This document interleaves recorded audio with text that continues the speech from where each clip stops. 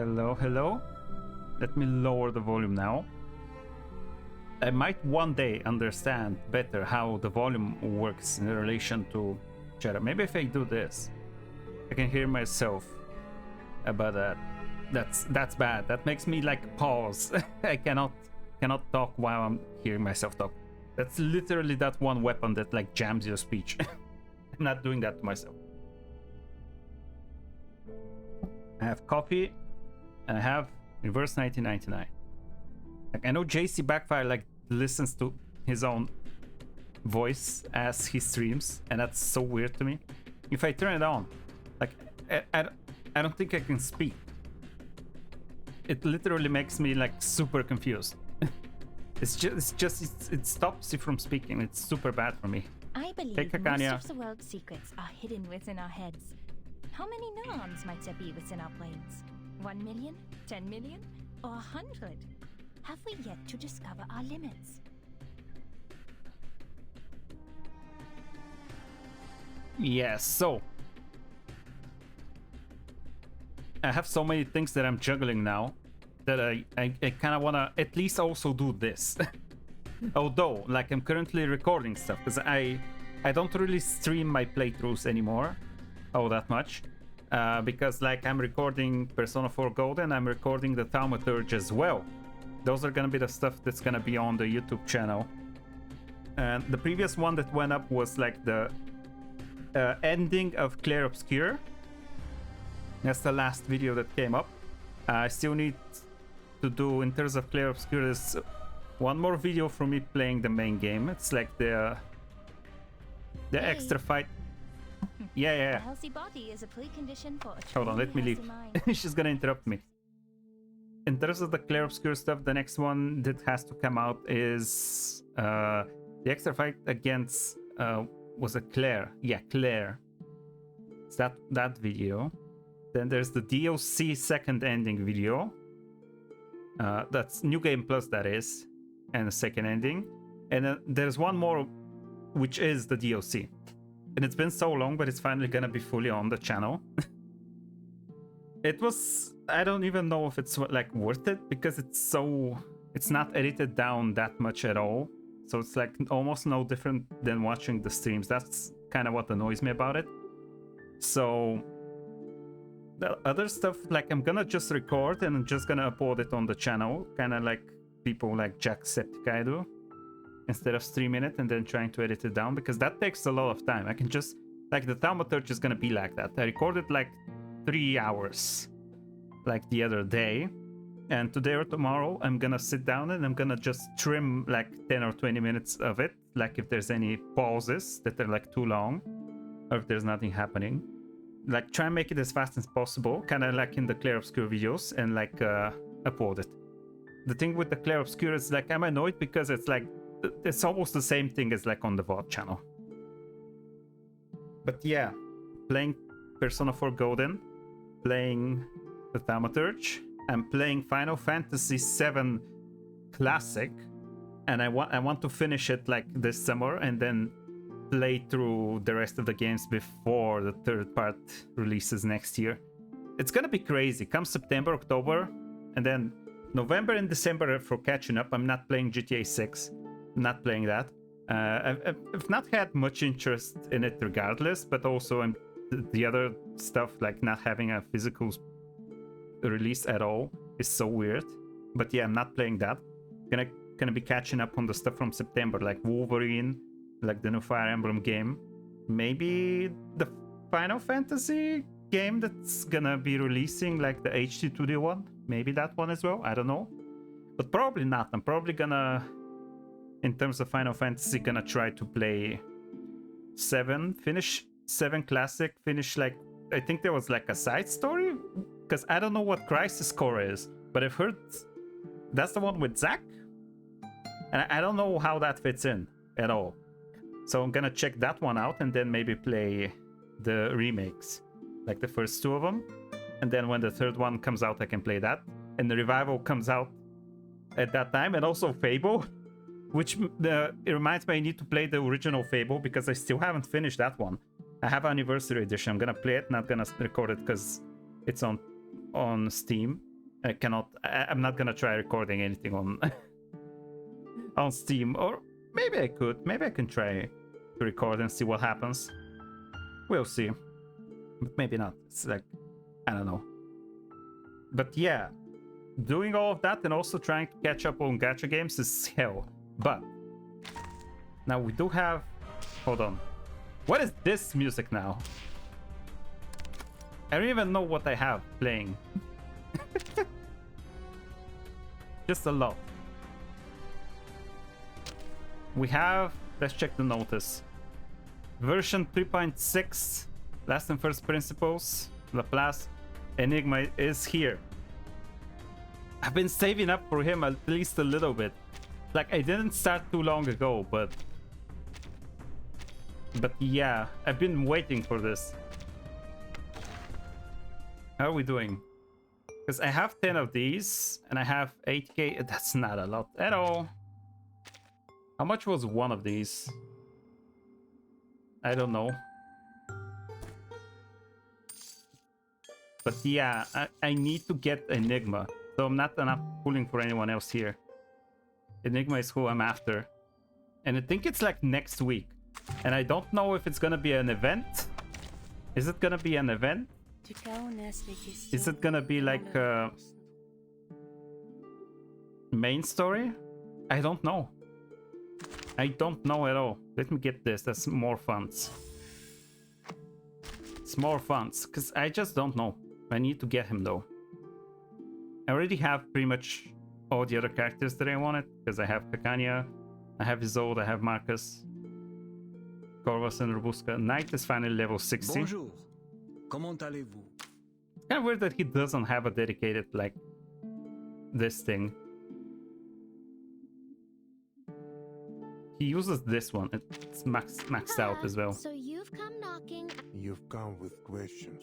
I need to know more about what happened to Igor as well. Oh my god. Oh my god. We finished this event last time. And I was thinking, it's like, I need to lower the volume on everything, I think. I don't know why. It's like Saturday, but like I didn't drink coffee in the morning. I just had breakfast. After that, I cooked myself lunch, and now I made myself coffee, but I'm still kind of like not fully in it.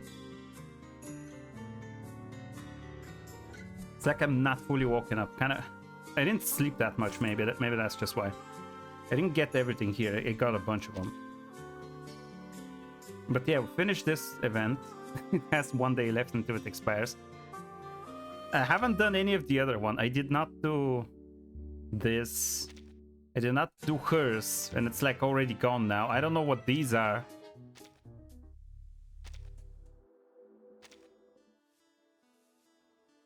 Man, I need to lower the game for me so much. It feels a bit overwhelming today. They're doing this rerun thing, and I don't know about it either. I don't know what is that. This is Hisabet, I guess, and it's this guy named Day. Might be good to play this, but I don't have the time. Like I said, I'm playing a bunch of other things that I want to finish, like Final Fantasy, Persona 4, and Thaumaturge now. I need to edit these. So yeah, I just don't have the time to play every single event, is the thing. And I'm so behind on Heaven Burns Red as well. I want to catch up on the story there, but I'm behind. So, also, Hatsune Miku is in P5X. That is not gonna make me re-download the game because I really don't have time. But that's so funny. Okay. But before Enigma comes next week, before he comes home, let's try at least get some progress done. I don't know what the next chapter is, like 12. This one I accidentally played a few chapters, like when I came back to the game. I didn't realize this was chapter like 11. I think chapter 13 is the new one. This is 12 and it exists. But this is 11, so this is 10 and this is 9.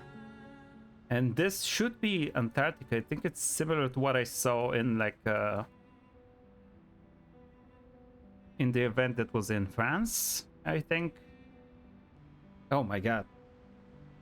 But yeah, what I was gonna say, we played through the event, and I was gonna edit it down to a video, and I was again like, do I need this? Because it's like I don't know how much to cut. I'm so not good at like cutting down things, because there's so much I think needs to stay for like the understanding of the story, that like I'm so afraid to cut stuff. But then it's like, if I want to cut more stuff, I need to just focus on something else, like the funny moments. But it's not that funny. Like, I'm not that funny, so I don't know how much to cut down, and how do I decide that? So I was thinking about it. I was like, yeah, sure, I'm just gonna leave it then, because I just couldn't make a decision ultimately. Let me increase the volume again. So yeah, I wasn't sure what to cut, if I wanted to put it on the main channel. So it's just it's a 3-parter on the VOD channel, and I'm just gonna keep streaming this and not gonna make videos out of them, I think. So yeah, this is all just going on the VOD channel, kind of like when I stream Persona 3. That one is just there. Okay, so this is chapter 9. This is part 1, the prologue. This is after the last one, which was in Sao Paulo. Igor took that one person that was important to the ritual to revive Arcana, I think, or to understanding the storm as a whole. That one blind woman that was part of the newspaper agency. And like the rest of us kind of have to catch him now. Now we're chasing Igor to Antarctica, I think. That's kind of where we're at in the story, maybe. From what I remember, it's been a while since I played this, probably 1 or 2 months. And since then I've played like a bunch of other events. I wonder, is the new one gonna appear here? I don't know, because Showdown in China appears here after like the rerun. I played it during the rerun. I played this when it was, I think it was a rerun, because I don't think I was playing when these were releasing. There's so many that I want to go back and play. Oh my god. Still need to finish this. Her story here. I finished Tuesdays. This one is all clear because it's like Kakania and Lucia played that. There's so many like little stuff. I unlocked this one. Oh shit, why did I click it? Stop. Why did I click it? I'm not playing that. Get away. Okay, that's crazy. If I ever sit down to play it, I'm gonna replay the video maybe. Although I don't really like the videos. It's like either they show too much or they show too little. There's no in between. There's only one good one. It's this one. For this event, the trailer video is actually like the best one. For everyone else, it's like it borders on just being a bunch of cutscenes from the event that they're giving to you without any context. So it's just, it spoils a bunch of stuff without actually making you attached to a character. So it's just a bunch of stuff happening that you don't care about. The trailer for this main story, however, like showed just enough context to understand kind of what's going on, because it played out a scene. And like the other stuff that they showed didn't have any context, but was just visually interesting, and it didn't show too much to the extent that it spoils you. It just makes you intrigued. And like all of the other trailers are always like they don't get it right, I think. At least it's not what I expect the trailer to show. Damn. It's been 50 minutes, I'm just saying stuff. I'm just saying stuff, but I mean, I don't stream almost at all. This week I sat down and recorded for Thaumaturge one night. Other 2 nights I was playing like Final Fantasy. Other 2 nights I was just not doing anything, just resting. I was editing some nights, and then I decided, you know what, I'm not gonna edit the reverse thing for the channel. I'm just gonna record Thaumaturge, and that's what I did. I keep changing the subject. I keep thinking of stuff that's like, oh shit, I kind of want to say that one, but I don't know how to structure my thoughts. Okay, I think I said enough. Basically, chapter 9. I need to see what happens in Antarctica. Let's do actual main story. Julia et Dereison, chapter 9. Prologue part 1. I hope the whole thing here is not just a prologue. So the Platonic year wears out new rights and wrong. Whirls in the old instead. All manner of dances and the tread goes to the barbarous clangor of a gong. W.B. Yeats, 1919. This reminds me of that one picture. Hold on.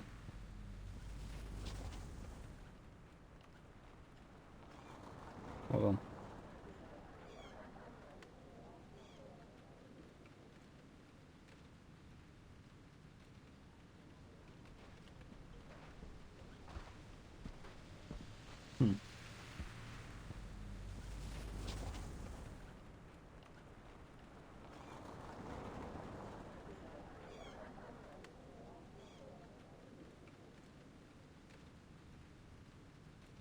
Hold on, how the fuck does Messenger work?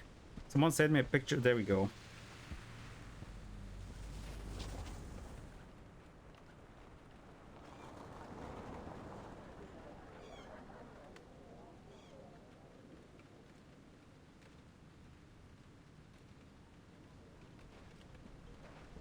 Interesting. This reminds me of that one image of like the coffee shop or restaurant that has no doors. So it's like it looked like the people were trapped. Of course, this is like completely different because there is a door, but still, it kind of reminded me visually. It's the final days of March, and the daylight hours in Ushuaia are shrinking away. Past the busy season, the city is faded and quiet. At this moment, in a cafe at the end of the world, conversation and laughter are sealed within an airtight glass dome. Oh, there she is, Recoleta. Saw her during the other event.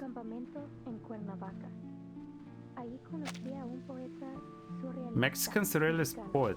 We just had an event in Mexico. Estaba especialmente agradecido de que estuviera ahí. Unos animales habían entrado al campamento y los ahuyentó por él. No fue gran cosa, en realidad. Como muestra de agradecimiento, me explicó esta extraña historia.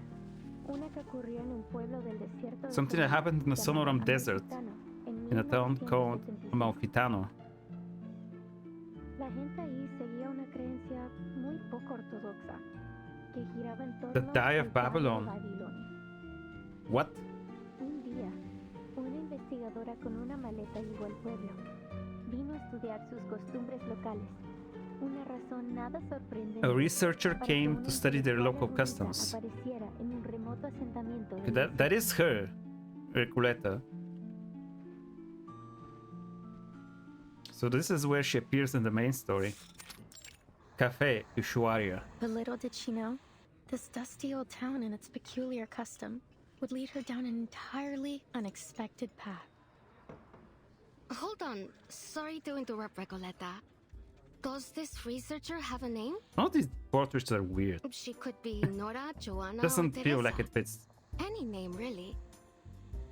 I feel like you want people focusing Teresa. on the story, not keeping track of who's who. Okay, we're talking about stories. Fusion and shock intertwine on the storyteller's face. Thank you for your advice. But she isn't a Nora, or a Joanna, or a Teresa. She's just herself. Okay. A paracausality researcher. Paracausality researcher. You see that look? She's halfway to eating you alive. Face it, Maria. She wouldn't be the loca we know if she listened to anyone. The local. All right. So you didn't like the opening. Fine. Oh god. I'll come up with something new. Maybe I'll start with a bit of exposition on the Die of Babylon, beginning with its origins. As a I'm not secret sure if you want an relic info dump created at the by an start. Aztec priest, imprisoned by the conquistadores. It's like right at the start, info dumping. Immediately. The mysterious Die's origin never get the continuation as her story is interrupted the second time. I don't know if that's going to do much, hermana. I'm beginning to think we'll never figure out what you're trying to say with this novel. Yeah. And, well... and this isn't your fault. Ay, Dios. Just tell her, Maria. We're going back to Buenos Aires. Oh. De vuelta a Buenos Aires? De repente, así, sin más? Pancho, Maria, what's going on? Did I do something wrong during our travels? Star Storyteller's eyes. Star Storyteller eyes her companions of the last 2 months searching for reasons. See, That I was know not a what it is. noun, that I'm was a bored with verb. my constant rambling over this novel. No, Recoleta. It's got nothing to do with So your you novel. Brazilian? Don't you get We have it? been in Brazil for a We're while in the broke. main story. Why We're do you think broke. We're stuck here scrubbing tables. Yeah, that's rough. The man slams his damp washcloth on the table to emphasize his point. His voice breaks the illusion of silence in the cafe. Because we can't pay for all the mate we've been drinking. Ah, That wasn't a question. these damn kids Recoleta. and all the We cross the Starbucks. continent, They're buying. crash the readings of all those prestigious poets, and leave the way a real artist should. And I admit it, it's been just as amazing as you promised. Yeah, but art doesn't bring you that We much money, can't huh? go on living like this. Can't you? You know that we both care about you, and we believe in your novel too. I'd be lying if I said this journey meant nothing to me. Getting to ride around the continent on a motorcycle like Che Guevara himself? I never could have imagined I'd get the chance to go on an adventure like this. We got to live the dream. A real dream. Except for those days when the motorcycle broke down. Oof. Though that was a real tribute to Che's journey too. Don't tease, Pancho. Recoleta, since you invited us to join the Visceral Realists, we've both found amazing new ways to channel our inner poetry. Even though I still don't understand what in the world you're trying to say with your novel, or for that matter, what visceral realism actually is.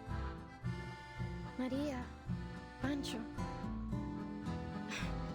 You told us not to worry about the definitions, to feel and to live in our words. We did just as you said, and it felt great. But She looks out at Ushuaia, feeling a chill. Snow falls from the dimming sky. Season is shifting. Soon, gray and white will blanket the colorful houses of this desolate ahora land. el frío del invierno se instala.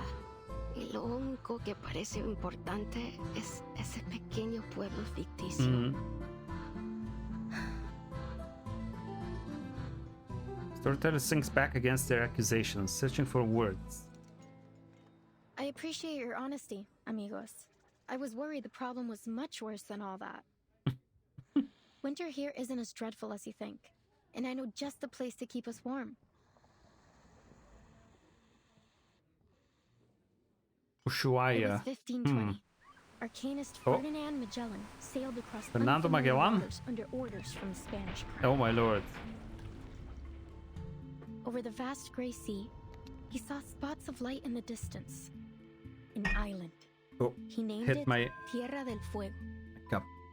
Tierra For del the next Fuego? 400 years, Ushuaia faithfully served its role at the end of the world. It became the continent's penal colony, and its largest building even served as a prison. Many arcanists were exiled there. By the turn of the century, the arcanist hunt had reached its peak, and the Comala Sanatorium was built. Sanatorium. As you may already know, at that time, most arcanists were believed to be victims of madness. Yeah, the madness makes you do magic and The stuff. sanatorium was their ship of fools. However, as people began to realize that arcanist blood wasn't a guarantee of madness, fewer and fewer were imprisoned there. By 1947, That's not that it was late. officially closed. Until the 1970s, when a group of people from Oh. the National Foucault Studies Association returned to the island with new ideas for the location. They spoke in abstract terms and opaque theories that no one could understand. They rebuilt this place and gave it a new name. After a long period of construction, the Comala Sanatorium became a prison once more, one designed to hold arcanist criminals. They were taken from the streets and the psychiatric clinics, from secret societies and rebel groups. Any arcanist deemed mentally or socially unfit would be locked away there.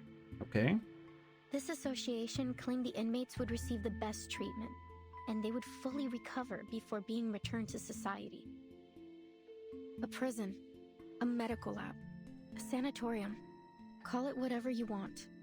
That is what Comala is today. Interesting.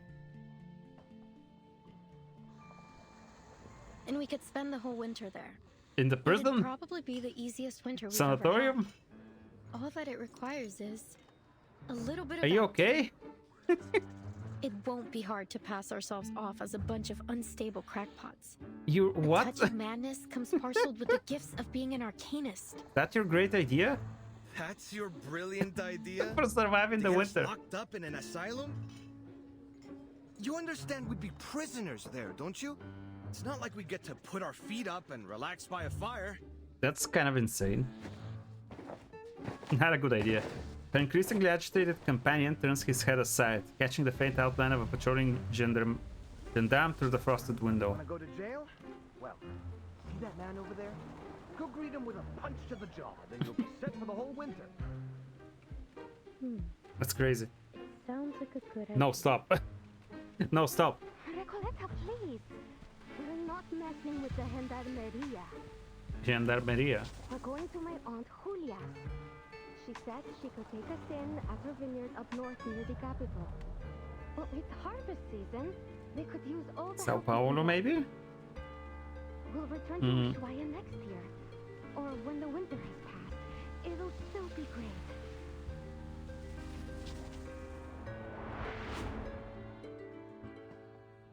Recoleta's expression is as cold as the I hear Métis. you, amigos. But respectfully, I must turn down your offer. I'm This going has to been the more than insane just a asylum. road trip for me. I know sticking around here for the winter won't be easy. But this could be my last chance. What if things change again? I can't just wait for spring. You just want to work on your novel? Or Recoleta. do we What have did to I be tell here you, for that? Maria? She never listens. Wasting your breath. Adios, Recoleta. I don't think we'll meet again. Rough. Huh? Pancho's apologetic words freeze in his mouth. Mierda! Those gendarmes are looking straight at us. Oh shit. What? What? They're coming in. Cafe door swings open. A gust of cold air and dampness sweeps through the room. Recoleta's hair stands on end with the chill as she turns to face the door. Stop right there! You three match the descriptions of some intruders at the poetry meeting in Casa Pionera. Oh shit. Poetry meeting? Recoleta plans a response only to hear the scrambling sounds of her companions bolting away at the back door. Just when I thought things couldn't get any worse. Damn. Well, gotta fight them off. Okay. Okay, what are my themes here? Hold on. Put a knight here, Someone's sword hath just so not that he can rusted destroy yet. them in one turn. Take thy sword. Duel with Come on. someone fair and square. I've leveled you up to 60 now, finally, after being at 50 for a while. Day hath come. Look at the damage. Well done. Your tactical skill is obvious. Ooh, Kamala's colors.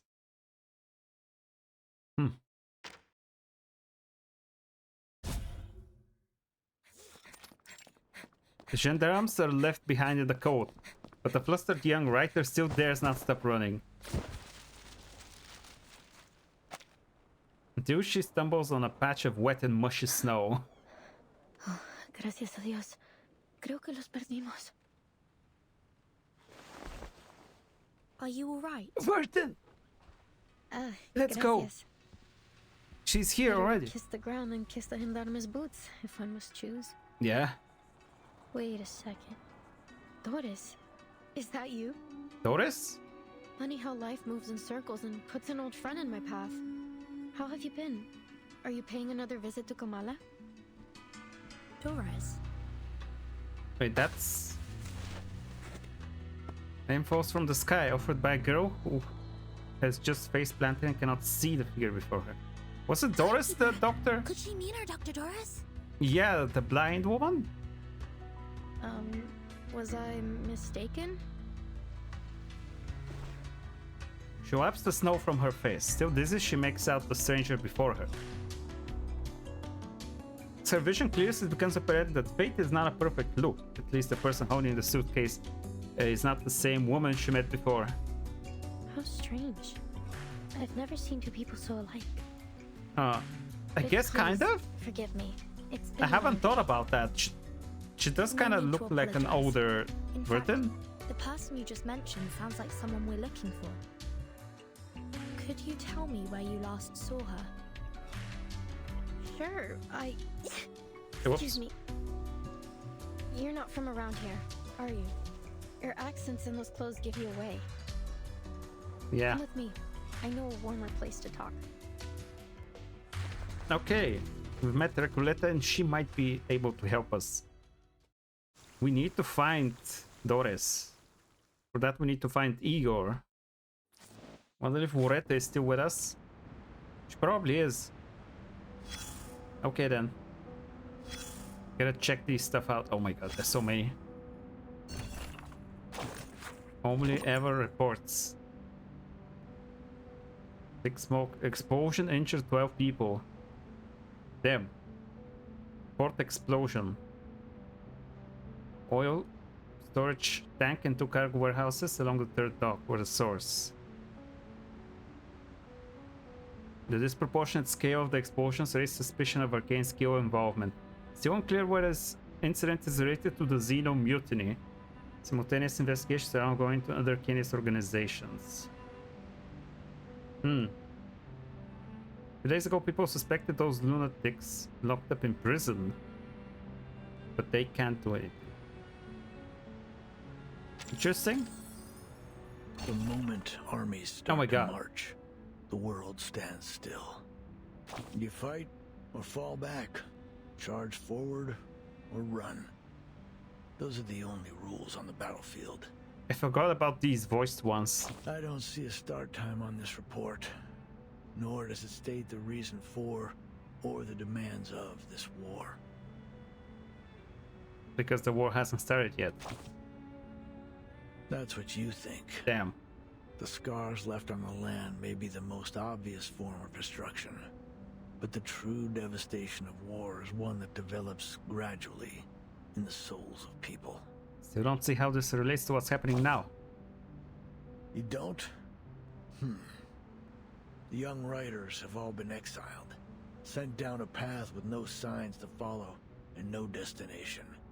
In dark days of bloody conflict, soldiers often find comfort in scriptures and verses, or in letters from their loved ones. They hold those words close, a fragile piece of home, a brief solace from the roaring of the battlefield. But as they fall one by one, they learn the bitter truth. No destiny awaits them but death. That bitter homesickness still weighing heavy in their hearts. Hope they can at least find some peace in their dreams. In dreams? Maybe. Walking the streets of your hometown, spending a lazy afternoon at the writing desk. Dreams can take you anywhere, but live there too long, and the lines between fiction and reality will blur. And soon, you'll never wake up again. Yeah, it sounds familiar. Soldiers crawl through trenches, roll in the mud, and charge to their deaths again and again, while words are forever trapped within the confines of poetry, made to live, die, and live again under the golden prophecy. Ugh. I can't stand the way poets talk.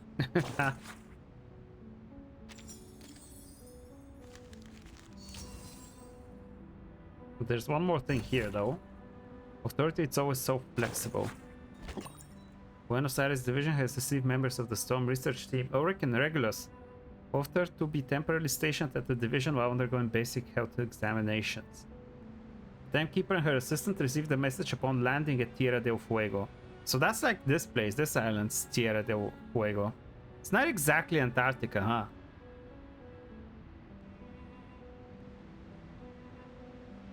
Other survivors taken in Barcaroa. Wait, is this happening like right after the event on the ship? With Barcaroa? I played through that one. Does that happen between these two main chapters? It's like the ship is like them on the way to Tierra del Fuego. Fatutu. Yeah, Fatutu was there as well. Member of the Nucoteo people. Interesting. Is that how it works? More funds. Okay, so this happens like after that? Yeah, being out of touch with stuff is so annoying in gacha games. I've said it before. Like, what's the timeline even? According to these news reports from Ushuaia, there was an arcane attack on the pier about a week ago. All the ships in the port were destroyed. I feel like I haven't seen Soneto in a while. Could Manus Vindictae be responsible for this? Or like she was gone in the previous main story chapter. Hard to say. It's been so long since I've seen her. But things have been suspiciously quiet these past few days. I had been hoping we'd find some clues here in Ushuaia after we lost track of the Manus in the Free Breeze shipwreck. Yeah, that was the event. I have played that one at least. Somewhere remote and off the radar. Indeed, it's possible they've already left Ushuaia. For whatever reason, it seems they haven't been pushing for the storm to happen quite as eagerly as before. I have a strange feeling about it all. They're definitely up to something. For now, it seems our new friend's story lines up with the intel from Moth. It seems the Xeno rebels really did bring Dr. Doras here. We should see if there's anything more she can tell us. we're still looking for her. Timekeeper. That's consistent at least. The Foundation doesn't have any intelligence on Tierra del Fuego. If the Manus really are here, then we'll be on our own. The closest Foundation branch is in Buenos Aires, 3,200 kilometers away. Oh my god. She reflects without words, a reminder that the chaos caused by Igor's rebellion is still fresh. And well considered as ever, Soneto.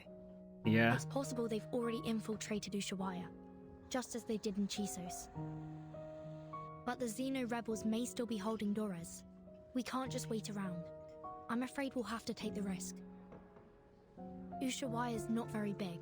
If Manus Vindictae is here, we'll notice. Stay sharp.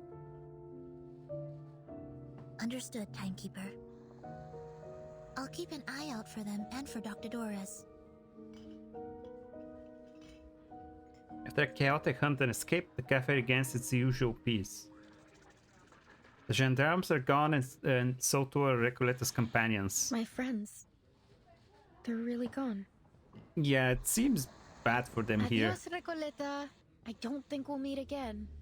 So that's all I get? Rough. That's we could rough. have exchanged some farewell poems, read them out loud like we used to, and shed a few bitter tears over our heartfelt goodbyes. But you know what they say. Goodbyes are only a senseless feast of unhappiness. Wow. Pardon? Oh, it's nothing. Never mind. Please, sit down. And could we get a pot of mate with mint, please? Thank you. Recoleta watches with interest as the two girls take the offered cups of tea. So you're looking for Doris? Yep. I can tell she's important to you from your look. Correct. Is there anything more you could tell us about the day you met her? Of course, it was one of those gray, overcast afternoons. Okay, so you have met her at least. It's good to know. I had just turned onto Calle Bolivar when I ran into this blind woman on my way to the post office. Okay. To be exact, I didn't run into her. She called to me. It felt like a sacred moment in time. Huh? Like something unworldly. Okay. I just stood there, frozen, as she walked up and fixed a loose thread on my sweater. I stared at her until my fingers went numb, and the letter almost slipped out of my hand. Miss, could you tell me what's in that direction? I followed her hand as she pointed forward. Strangely, even though I could see she was blind, I had a feeling that she knew exactly where she was pointing and where she intended. There is kind of a similarity to Verta now that I look at her. Haven't considered that. Comala prison, senora. Comala prison. Is that where you're headed? I could walk you there if you'd like. Thank you, miss. But I think I found my way. She held a typewriter. How ironic that God would give her, at once, both books and night. I am Recoleta. What may I call you, miss?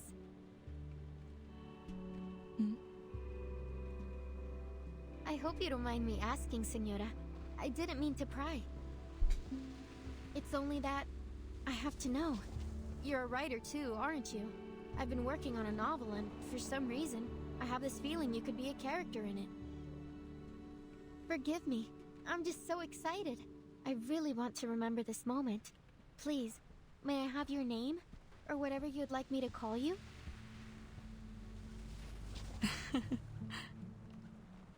I don't think I'll ever forget her smile. It was soft, kind, almost merciful. And oddly, it felt so ancient. I'm thinking about Arcana as well. No offense taken, Miss Recoleta. She's not like... But first, she's not Arcana, right? Because Arcana needs to be revived, because she's like a bunch of dust at the moment. So much about writing lately. What a question it was. The previous event was about like in Mexico it was about cubism and like the muralist movement. And now it's about writing as well. With purpose. Tell me, where does such powerful motivation come from? Actually, well, I'm not sure, senora. I have my pursuits and questions, but literature is neither the goal nor the answer to them. Literature is, well, it's just literature.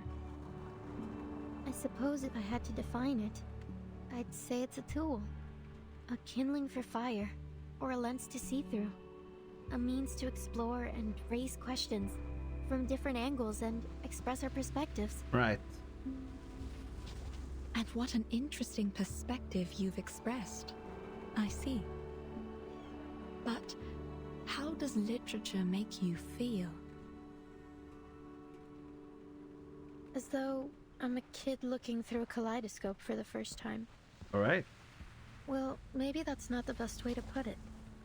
Perhaps something a little more subtle. Just when I was looking for the right word, she turned away with a little wave, heading toward the prison, her feet crunching. She is going to prison. So Curious. she must have gone to the prison. Why would she go When there? did all of this happen? About 3 days ago. I remember the sun came out for a while that day, and the streets were glistening with melting snow. 3 days You've heard ago. of Comala prison, haven't you? Word by word, the questions turn from an implication into a declaration. 3 days ago. Then we may be able to catch up with her there, Timekeeper. Hopefully. You're right. We need to get there as soon as we can. Whoa. We have a clue at amazing. least. So decisive, assertive, a true show of character. You must be the very archetype of a charismatic leader. What's left to say? Whenever the protagonist has what they want fall into their laps, we're all quick to complain about lazy writers using Deus Ex Machina to keep the story together. So let's not dwell on it. He reconciles this observation with the silent nod to an unseen author. But anything can happen in a place like Ushuaia. It's a city where the day may only last 4 hours, and the streets are full of exiled arcanists. We appreciate your help. It really is close to like the... Recoleta. It's close Please to Antarctica, think right? nothing of It's it. like the southernmost island. Miss I need to look at a map. I'm Vertin, and this is Soneto. We're investigators from the St. Pavlo Foundation. Let me open up like Google Maps on my phone. Hold on. Zoom out entirely. And the thing is, let's go to like the most south part of South America. And I see like a bunch of islands. The Maldives, Falkland Islands? Oh, that's not it. Port Stevens, New Island, West Point, Beaver, Grand Jason. What's the most south one? Speedwell Island, Barren Island, George Island. Maybe that's not it.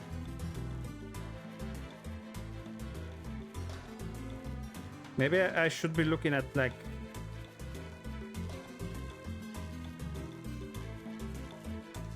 the actual continent, the most south part. Oh yeah, it is Tierra del Fuego province, the southernmost tip of the continent. Ushuaia, there it is. It is there. Quite literally, Ushuaia. In Argentina. Ushuaia, Tierra del Fuego province, Argentina. I'm looking at pictures of the place now. Ooh, it's a bit small. Hold on. That's like the whole thing. Give me satellite imagery. Wait, no, I clicked the wrong thing and it put me back in Bulgaria. Hold on. No, I think I clicked on like directions. It was gonna tell me how to get there.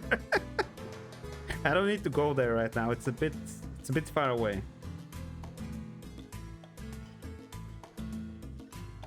Ushuaia. There is some extra info down there though.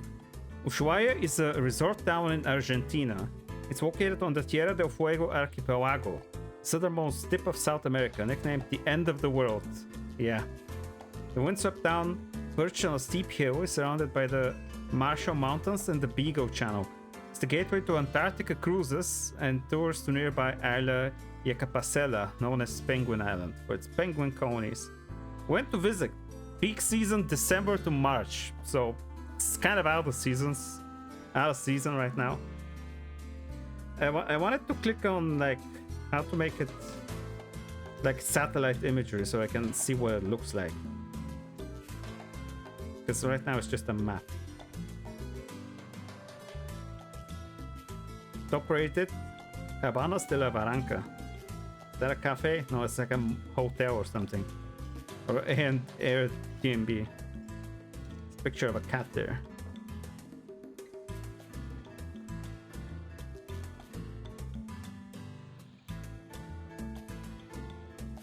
Funnily enough, it's really not the most south thing. It's kind of inland, but I guess it is part of the canal that actually leads out. So it's probably better situated than the actual tip of like the continent, which might be just rocky terrain or something, who knows. So that's interesting. Okay, at least I checked. It is part of Argentina. Tierra del Fuego archipelago, Ushuaia. It's one of the most southernmost like cities in South America. Pleasure to meet you. So it does have like near the more south or the more north you go, it's like the difference between day and night gets more crazy. Isn't like Greenland, like half of the year is just sun and half of the year is just night. In this particular case, I guess it's switched because it's like not. It's just, what did you say, 4 hours of daylight at the moment in the winter. Maybe in the summer it's gonna be like just 4 hours of night, maybe something like that. I don't remember how weather works like in those particular regions. Likewise. Glad that I could help. But listen, ladies. Girl winks playfully. Everything happens for a reason, and now it's becoming clear. You're going to come out of prison, and so am I. Oh, am I? I wish to be in Maybe prison. it's fate that brought us together. It's fate. What's your business there? If you don't mind our asking. She can it's join a us? For writer's sure. mission. But anyway, we're friends now. I just need material to write. If She's you're kind of going like to Kamala, Juna in you'll Metaphor. need someone who knows the way. Okay. Can go with her. We continued.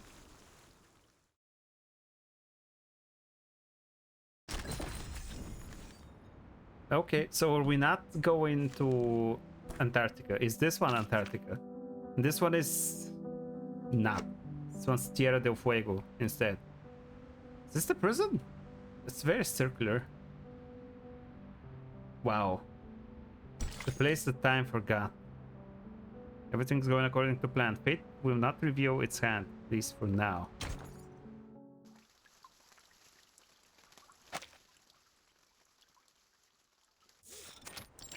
Mao prison perimeter.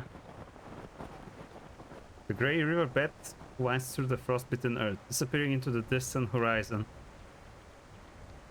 A neat yet dilapidated circular complex stands alone beneath the snow-capped mountains, as if abandoned by God, humanity, and ghosts alike. Outside the fence, 3 uninvited guests discuss their plan to get inside. Behold, Komala Prison. It's the biggest building around. When the sun comes out, it looks like a rusty button stitched into the earth. Interesting. Everyone tries not to pay attention to it, but it's undoubtedly one of the most important places in town. This way. Careful. We're heading uphill. Oops. Oh, it's gonna slip and fall back down. The young writer begins to slip again. She's prevented only by Soneto's quick reflexes. Thanks. So, my new friends, you're from that St. Palominos? It's not Palominos. St. Pavlov Foundation. And Vertin is the timekeeper there. Ah, very impressive. Sounds all official and polished. She has no idea what the Then timekeeper is. I take it you've already got away into the prison? The gate presents an unwelcoming face to the world. Probably not. I'll draft a letter to headquarters right away. Once they approve it, they'll notify the local branch in Buenos Aires.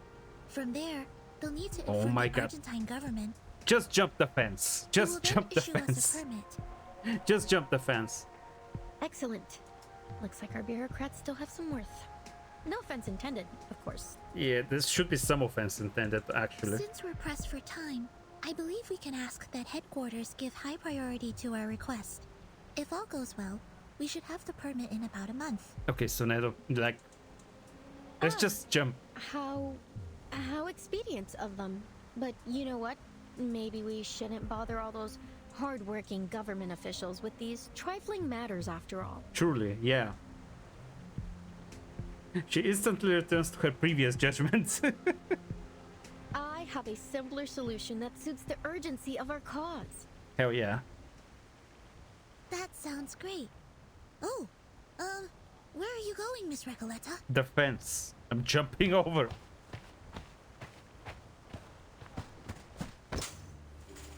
Before anyone can stop her, the young writer hurls herself up the wall, scaling the side with the sort of skill that immediately suggests she's done this before. To the other side of the wall, of course. Hell yeah. From Guadalajara to Ushuaia. There has yet to be a wall that could stop me. Come on, ladies of the Foundation. Soneto, take my hand. Soneto looks utterly flustered. Miss Recoleta, please. A reckless act like that could have serious consequences. Please come back down. No. No, I'm with her. While the details of our mission are classified, I should warn you it may be dangerous, and we cannot guarantee your safety once we're inside. Perhaps it's in your best interest to return to town. Uh-huh. I think she has something she wants to do here. That is definitely not in my best interest.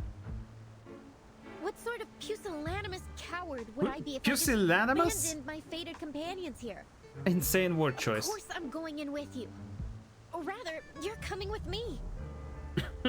Please get down, Miss Recoleta. Please get down. No. We need to get in. If Doris is there. Oh. Oh, is that a dog? It's a predator's gaze. Stop right there. What do you think you're doing? Ah, shit. Caramba. Hey, caramba. The jailer of Komala. The jailer of Kumawa. Did she say jailer or jaguar? Is it both? Maybe. Okay, Igor, you can go in. Wow. Oh, that's so cute, actually. Has a uniform and everything. Well, he's dead now. Well done. Your tactical skill is obvious. Okay, well, I think. Miss Recoleta, haven't I made myself clear? I don't want to see you here again. Oh my god, no, she speaks. Oh my god, I love the animal characters. We had like the mice the last time. We had the mice, now it's a jaguar. It's like a jailer. Jailer jaguar. How do you use the sword? Do you do it like Koromaru? It's just like the hilt of it in your mouth and just swing it? That's crazy. Jailer. We meet again. What a delightful encounter on such a... She's tried to break in before as well, apparently. Sudden gust of cold wind interrupts her. lovely day. Lovely. Would you please just leave this place alone? Could you please I'll go? never understand why a promising young woman like you keeps snooping around a prison. Promising. I She's can an make this any artist. clearer. Trying to break into Kamala will do nothing to get you inside, but it will get you into a world of trouble. What do you mean you with can't? Henry. What do you mean you can't break into prison? That's not gonna get you in prison. Is it trying to break into a prison not a crime that's punishable by putting you in prison? Or like, what are the specifics there? How does it work? Will you stop these senseless breaking attempts? Kamala Prison so is funny. only accessible to academic researchers and journalists. Oh. And even they must have official credentials in order to enter. I'm with the St. Pablo Isn't Foundation. there any other way to pay a visit? I truly do need to get in there. I have a friend there. Doris? Heard of her? Sorry to interrupt, but did you just say official credentials? I have some credentials I'd like to share. Yes, you heard me right. And you are? I'm the timekeeper Love of the the St. Jaguar. Pablo Foundation. My assistant and I are here to visit Kamala Prison on official orders from the Foundation. Hell yeah. Here, this is my ID.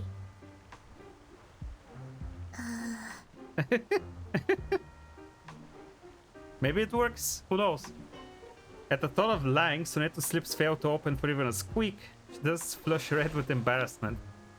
Through the prison fence, the jail examines the pair as she takes the ID in her sizable paws. How does she use it? Timekeeper, there she goes. It is a very presentable looking card, boldly stamped with the seal This is indeed of the St. legitimate. Pablo Foundation. Looks good, yeah. Welcome to Kamala Prison. It worked. See, Soneto? Apologies for my earlier behavior. It's been a while since we've had any The official Jaguar visits. doesn't know any better. Okay, we're in. Hacker voice. We're in. Oh, that was so funny. I love the Jaguar jailer. Kamala's colors. For a drifter, a stay behind an iron-barred window can feel like just another stretch of desert.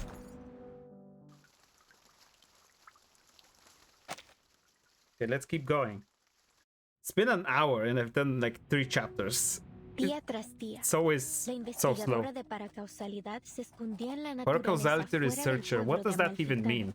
estudiando los datos que había recolectado. They mentioned her at the start? Una tarde, al anochecer, una voz llamó desde fuera de su cueva. Ella dejó el A man equipo stood y curiously las at her cintas door. y salió afuera. Who could that be? Un hombre estaba de pie, This curioso, researcher. frente a su puerta. Is it Doris? ¿Qué haces aquí?, preguntó, levantando ambas cejas. Nada sucede en Amalfitano en estos días. Amalfitano. Nothing El happens. local se presentó como el empleado The del bank banco. clerk. Okay. Probablemente tenía la cara Doesn't seem más that important. amable I del think the other lugar. person might be Doris, Ojos maybe. brillantes, mejillas levantadas, una mandíbula suave. Era una cara llena de esperanza. La investigadora le mostró los espectros que había estado recopilando. He estado recolectando historias Been sobre el collecting stories dado, about the die. explicó. Oh yeah, the die. Quizás ellos Babylon contienen die. la clave para explicar la aleatoriedad que They muestra el mentioned this at destino. the start. Hmm. Eso realmente me intriga, respondió rápidamente el empleado del banco. I love the fact that in like todo sobre eso. Portuguese Brazilian, No I debo guess llegar it's tarde like al the funeral del exclamation mark pescador is de also at the lunas. start of the Y con sentence, but eso like turned se upside fue. down. Yeah, I love that 3 about the días language. después, los mismos pasos regresaron a su cueva. Like different languages are so interesting. Volviste. Like ¿Cómo look has at it, yeah. estado? Also the question mark. ¿Lograste llegar al funeral? ¿Cómo has estado? Preguntó. Pregunto. No tengo idea de lo que estás hablando, respondió de manera cortante. I'm not No the man soy you el think that hombre I que am. crees que soy. Su rostro estaba agotado What happened? y demacrado. What Sus happened to ojos him? hundidos profundamente en huecos vacíos. Era como si toda chispa de vida le hubiera sido arrancada, 3 days dejándolo later. solo con una cáscara vacía. Mustn't be late to the June Piscator's funeral. And after 3 days, something happened to him. He's different. La investigadora insistió que no se había equivocado. Conozco a las personas por su naturaleza más profunda, ¿Personas? hasta la sincronización de sus espectros. Nunca me he equivocado antes. Lo que tú digas, el hombre murmuró de manera áspera. No entiendo nada he de tus reversed? ideas tan elevadas. Solo déjame Now ir. he's a Ha fisherman? sido un largo día de pesca y lo único que quiero ahora es desplomarme en mi cama Wonder if he was tambaleante. reversed. Se alejó con pasos que In that sonaban case, she exactamente feels como los del that's empleado the same del banco. person, but he is different 3 days later. Now he's a fisherman. I guess like she wasn't reversed. She's immune, or she was As in a you might place have that's noticed, immune. Miss Burton, Hmm. this facility isn't just a prison. It's also a research center. Okay. Its full name is the Panopticon of Comala. The It was established Panopticon? by the Foucault Association in 1970. Oh, that's bad. I know that's the type of prison We've that's like hosted workshops, super academic invasive, sessions, isn't it? and even lectures about the Panopticon. You may even have seen some reports about it. Isn't that like super Experts horrible? of psychoanalysis and scholars from various fields have come here to exchange ideas and seek collaboration in their studies. Isn't that like In super many evil ways, and the fucked up? Panopticon isn't like any other prison you've seen before. Panopticon. I like- see. No wonder Miss Recoleta has It's gone like to such lengths to become a the part of guard it. is in the middle, looking at all of the Actually, cells my assistant placed in a and I hate circle. when Is that why quiet it's about prison circular? named Oh, Boris. Does that name sound that's why familiar? the entire structure is circular. The guards are in the center, and they're looking at all of the prison cells. It's like zero privacy. Not that I recall. It's just Could such a she have liminal used a space. different name? Liminal space. What does she look like? She's blind. She'd have arrived here about 3 days ago. It's also possible that she came as a visitor. She could not be a prisoner. researcher or something. She's a blind woman who always carries an old typewriter. Yeah, very She used to specific. be a doctor at the Sao Paulo Veterans Residence in Brazil. And on the subject of different names, she once wrote for Atu under the name Erd. That was the name I was trying to remember, I don't and think I I've couldn't. seen anyone fitting Erd. that description. And as I said, we haven't had any visitors in some time. Certainly not in the last 3 days. Maybe she never reached this place. But I did see her. Or maybe you I don't saw her know. walking towards Kamala prison. Just because you saw her walking towards her doesn't mean she arrived. Someone must have mixed up their memories. Simply put, Or maybe I she don't sneaked recall in, who seeing knows? anyone by that name or with that description here. Well, we can I still see. take a look around. Thank you, miss. Perhaps we made a mistake. Perhaps we can look around and still check. Sensing that her current line of questioning is going nowhere, she shifts towards a different topic. Miss Recoleta, you've gone to great lengths to get into the Panopticon. Would you mind telling us why? She wanted to recreate Finally, the Stanford I've prison been waiting for you experiment. to ask. I'm here to find my pen pal in Komala. Ooh, You have a pen pal in prison. in here. Recoleta is so funny. 6 months ago, I went to a book exhibition in Guadalajara and came across the contact details of a few writers. I sent them my novel and asked for feedback. Looking back, it was a bit forward, but nothing unheard of between writers. A lot of friendships start through letters, you see, That's nice. and Aleph wrote back. Aleph? Hold on. Hold on, that's a name I've heard before. That's a character. Produces a thick stack of letters from her coat. The recipient's address changes with each letter, reflecting the turbulent lifestyle of the wandering writer. Yet the sender's address is eternally constant, Komawa. And how much do you know about this pen pal of yours? That's a guy you can summon. Oh, for sure. Well, he calls himself Aleph, which is a grammatically masculine word, so... Aleph. Doesn't he look similar to like Karen? A little bit. Is he like wearing a mask? It's kind of like the Phantom of the Opera type beat. I think that's what he looked like. Yes, he's probably a poet, a writer, perhaps even an alchemist. He's one of the brightest people I know. There's never been a question that he couldn't answer. Nice. Can we I've meet asked him? him about religion, politics, history, potions, even critters in length and breadth. Can you imagine someone who knows all those things and so extensively too? And he helped me with my novel. He always seems to know the best ways to bring my characters to life. Honestly, he's so insightful. I've begun wondering if he's omniscient. Curious. With his help, my story grew richer and fuller, like a well-tended plant. Strangely, can't seem to take it any further now. It's as if the roots have been sapped of their strength. I couldn't understand why, so I resolved that I would see him in person to find out. Again with this story about your uncanny pen pal? I've already told you a dozen times. It's all very moving, but it still doesn't justify your actions. Writers experience mental blocks all the time, yet you don't see them trying to break into a prison over it. She does have a point. Please, Burden, jailer, have a little mercy, will you? Hold on. I've been meaning to ask. Why are you only calling her jailer? If she jails you. Her name? Or do you just prefer addressing people by their occupation? Jailer. Oh, about that. What? Unexpectedly, it's the Jaguar herself that speaks up. It's okay, Miss Verter. I don't mind being called by my job title. I take pride in what I do. I'm perfectly fine with just being the jailer. Exactly. A researcher is a researcher, and a jailer is a jailer. Okay, if you say so. But if there's two of them, you won't know who you're talking about. Often tell us more about people than their ordinary given names, don't you think? Take Sonetto, for example. A sonnet? Your name comes from sonnets, doesn't it? That great poetic form from Italy. Some people mistakenly think Shakespeare invented it. Some say it was Petrarca, though no one really knows when the first sonnet was written. Sorry, I'm straying from my point. You're Italian, aren't you, Sonetto?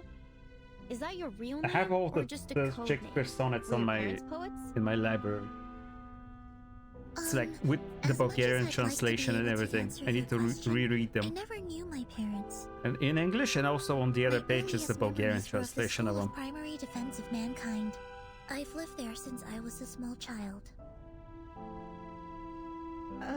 My apologies. That was Yeah, thoughtless of she's me. just been raised on propaganda from the Foundation the entire time. I'm sure. Timekeeper. They were so if weird. Miss Recoleta was I right remember about chapter Dr. 3. Doris's whereabouts. Perhaps the jailer is keeping It's things like from us. Or it perhaps was super weird Dr. the way they Doris were visited raised the in that Panopticon place. without her knowledge. Either way, we need to do some digging here. Yeah, that's what I'm saying. We agree. need to explore a little bit. Let's see if we can talk It's to like some we of the know inmates Doris wanted to and come find here. out what Even they if know. she's not here, we could find out why she wanted to come here, maybe. As they chat, the corridors, until now endless, reach a terminal point. Ladies, we're about to enter the main hall of the Panopticon. How evil is this This gonna is one look? of the places where the inmates spend their recreation time. At this hour, they are supposed to be in their cells.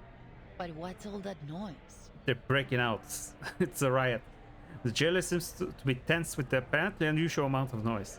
Miss Verton, could you keep an eye on Recoleta if anything happens? Uh-huh. Recoleta tries her best to avoid the hard stare of the feline jailer by blending into the Foundation Certainly. team. What do you take me for? I'm not going to run away. That'd be a pretty cheesy way to start a story. Please, just stay close to me.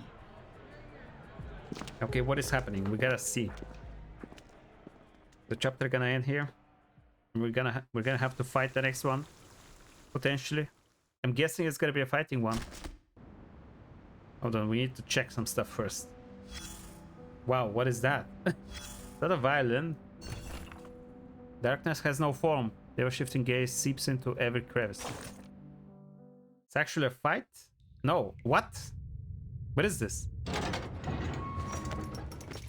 Oh, looks like we've got a new arrival.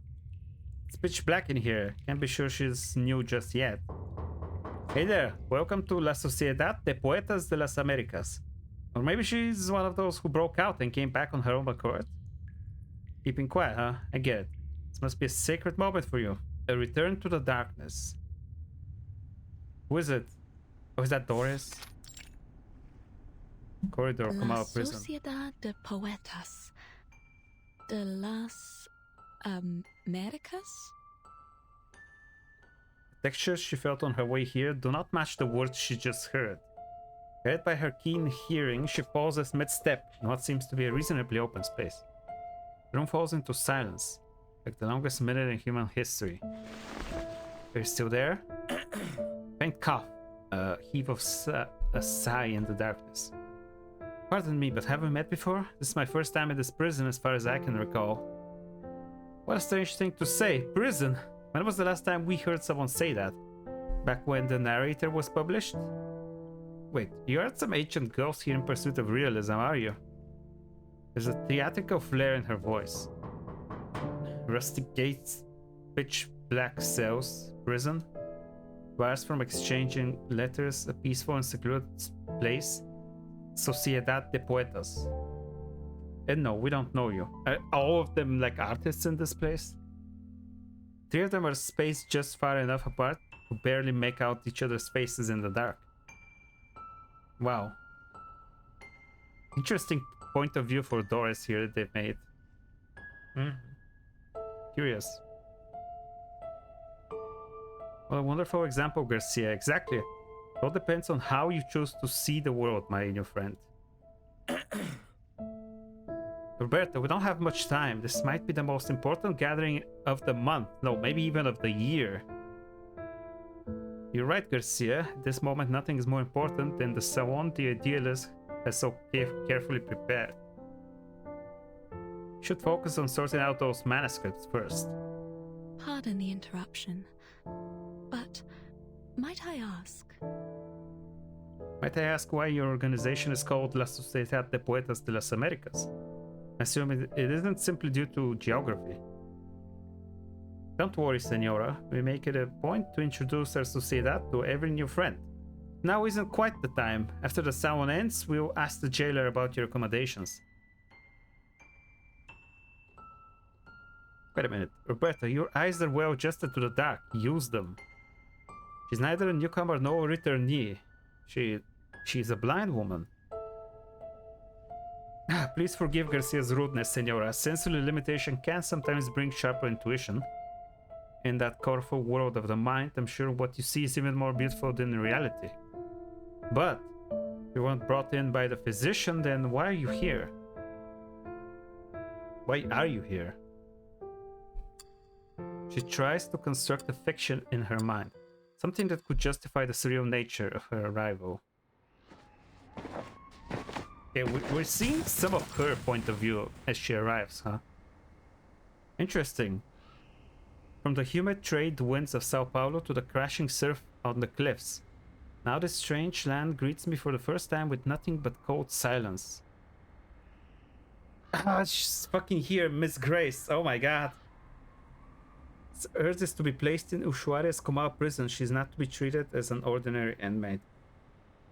Miss Grace, she was involved in like the Tuesday thing. That's where we first saw her. Apparently that's where she debuts.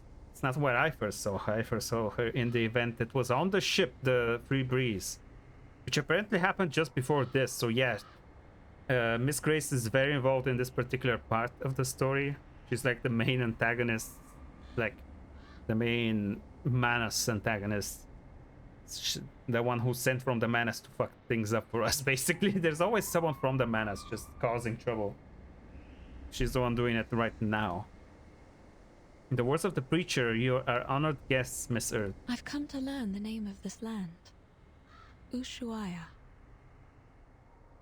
You learned the name of this land from that young lady's retelling. Lies at the southernmost tip of the vast continent of South America. As we walked, I could feel her gaze upon me. Steady, yet never intrusive. Is she the one who told you? Miss Grace? I've informed the administrator of Kuma Prison of your identity and special circumstances. He will ensure your safety. Good luck and farewell.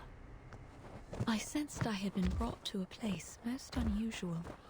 A building with quiet I thought she would stay with Igor, but apparently no. Two attendants followed close behind me, some form of liquid dripping from their faces. Yeah, I the suppose masks. I must claim a little freedom for myself in this place. I thought the darkness was a blessing. It wasn't too difficult to shake them off.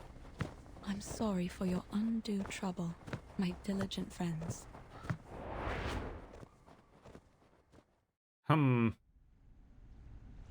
She kind of escaped, did she? And so she ended up here, after shrugging the other off. I'm here for a short visit, hoping to find some inspiration for my next story. Okay. Why do you skip my stuff? I haven't read it. I mostly write under the name Earth. I don't know the physician. Sigurd said this lady is a writer. Good so. You almost made us miss out on meeting a kindred spirit. Come, come. I'm sure you fall in love with our salon. This has nothing to do with me. It's dark in here, but I suppose you've already grown used to walking in the dark. Sorry, I mean no offense. Okay, I just saw for a second how he looked like without the effect. So weird.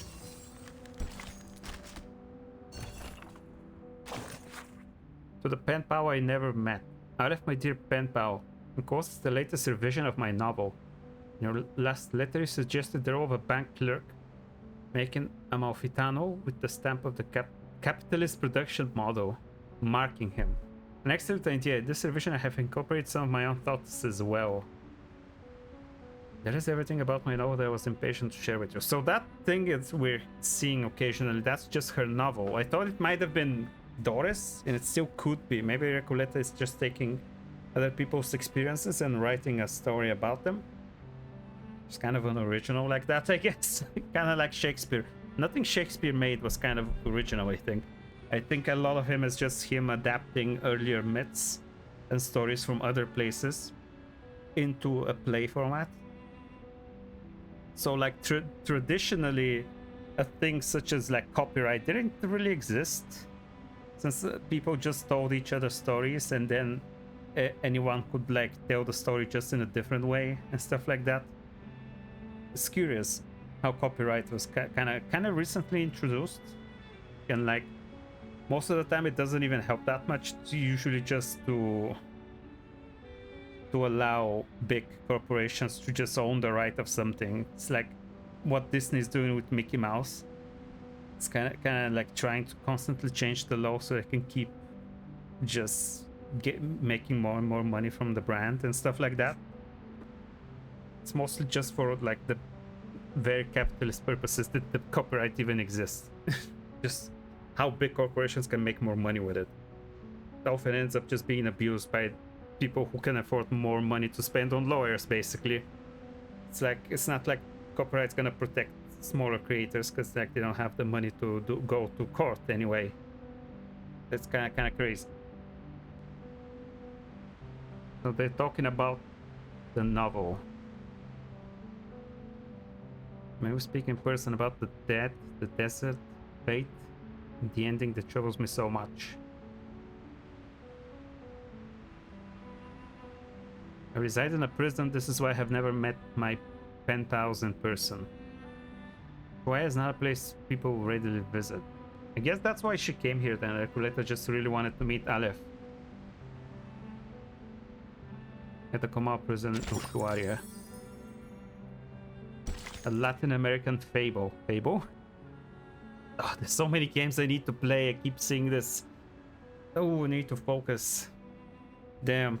Even took a week off of work, and like all I could do was record like 20 hours of Persona 4, which is like a good dent. I mean, a good dent in the story. Like I'm 2 arcs in. It's like super fun.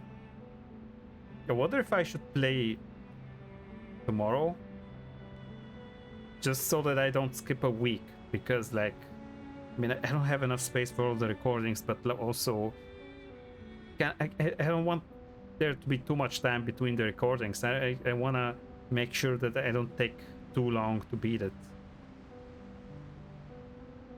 Maybe I'll record tomorrow. Today is stream day for Reverse 1999. And maybe Monday's Thaumaturge? Almost said Theurgy. I didn't expect any of this from what we saw outside.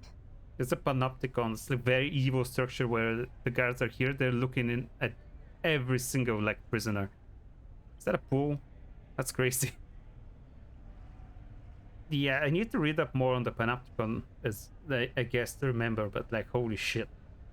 It's like the idea is that prisoners are constantly being watched.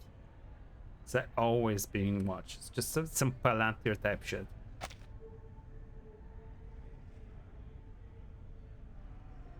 There's some graffitis and stuff. The mottled yet pristine walls, the still waters, the silent white tower standing within. Nearby, several prisoners form a circle, some standing, some sitting, engaged in conversation. Oh, excuse me for a moment. I have duties that I must attend. With a sigh, the jailer steps into the gathering, causing a strangely subdued reaction from the prisoners. They don't seem intimidated by her at all. She's like a pet, I guess. Yeah. Although she has a sword. They just look like a bunch of artists having a chat in the garden. I mean, that's kind of what they are, maybe? Seems to be like a grumpy neighbor coming over to ask them to keep it down. Interesting situation they've arranged here. The grumpy neighbor continues her chastising. Everyone, you know the rules. There are to be no after-hours gatherings here without the physician's approval. You sound softer and softer each time you come to warn us. Why not just join us? Isn't it better than circling around the Panopticon all day? And look around you. We're in the Hall of New Encounters. What better place to host a salon? Are they all You're artists? missing out in Comala if you don't even get a taste of our literature. Exactly. Even those oil-dripping musicians drop by from time to time. Not that they're the kind to care about the beauty of words. Oil-dripping musicians? Timekeeper, could they mean... Like the previous storm? Or the jailer can say anything else?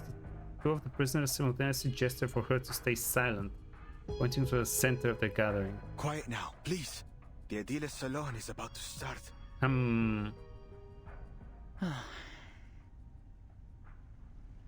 These people seem friendly enough. Why don't we see what this is about? I mean, maybe. I guess.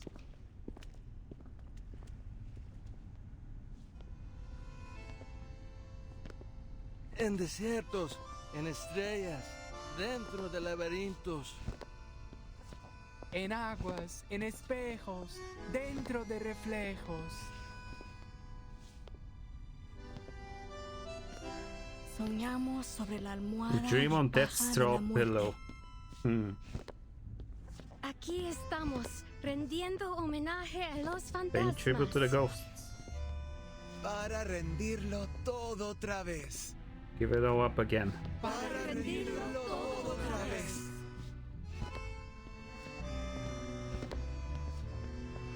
My dear friends, The idealist. we face Is a that Aleph? difficult truth. The movement of visceral realism still stumbles in the dark. Visceral realism. Our poems, our language, our minds are tangled by a stifling vine. A mundane, stale vision shared among all bourgeoisie. We follow this vision blindly, clinging to the comfort brought by logic and conventional wisdom. And by it, we nip every branch of new art in the bud. Poems are perhaps too fragile an outgrowth to develop one's life upon. But here, we may light them like candles at our funerals. Let poetry become the bridge between us and the world.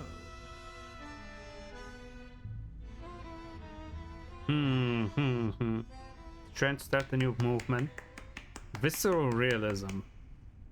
Interesting. A long clap breaks the silence. Comes earlier than all the other cheers from the audience.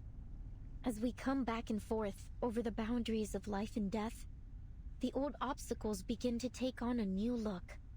With the eyes of poets, we may see behind them.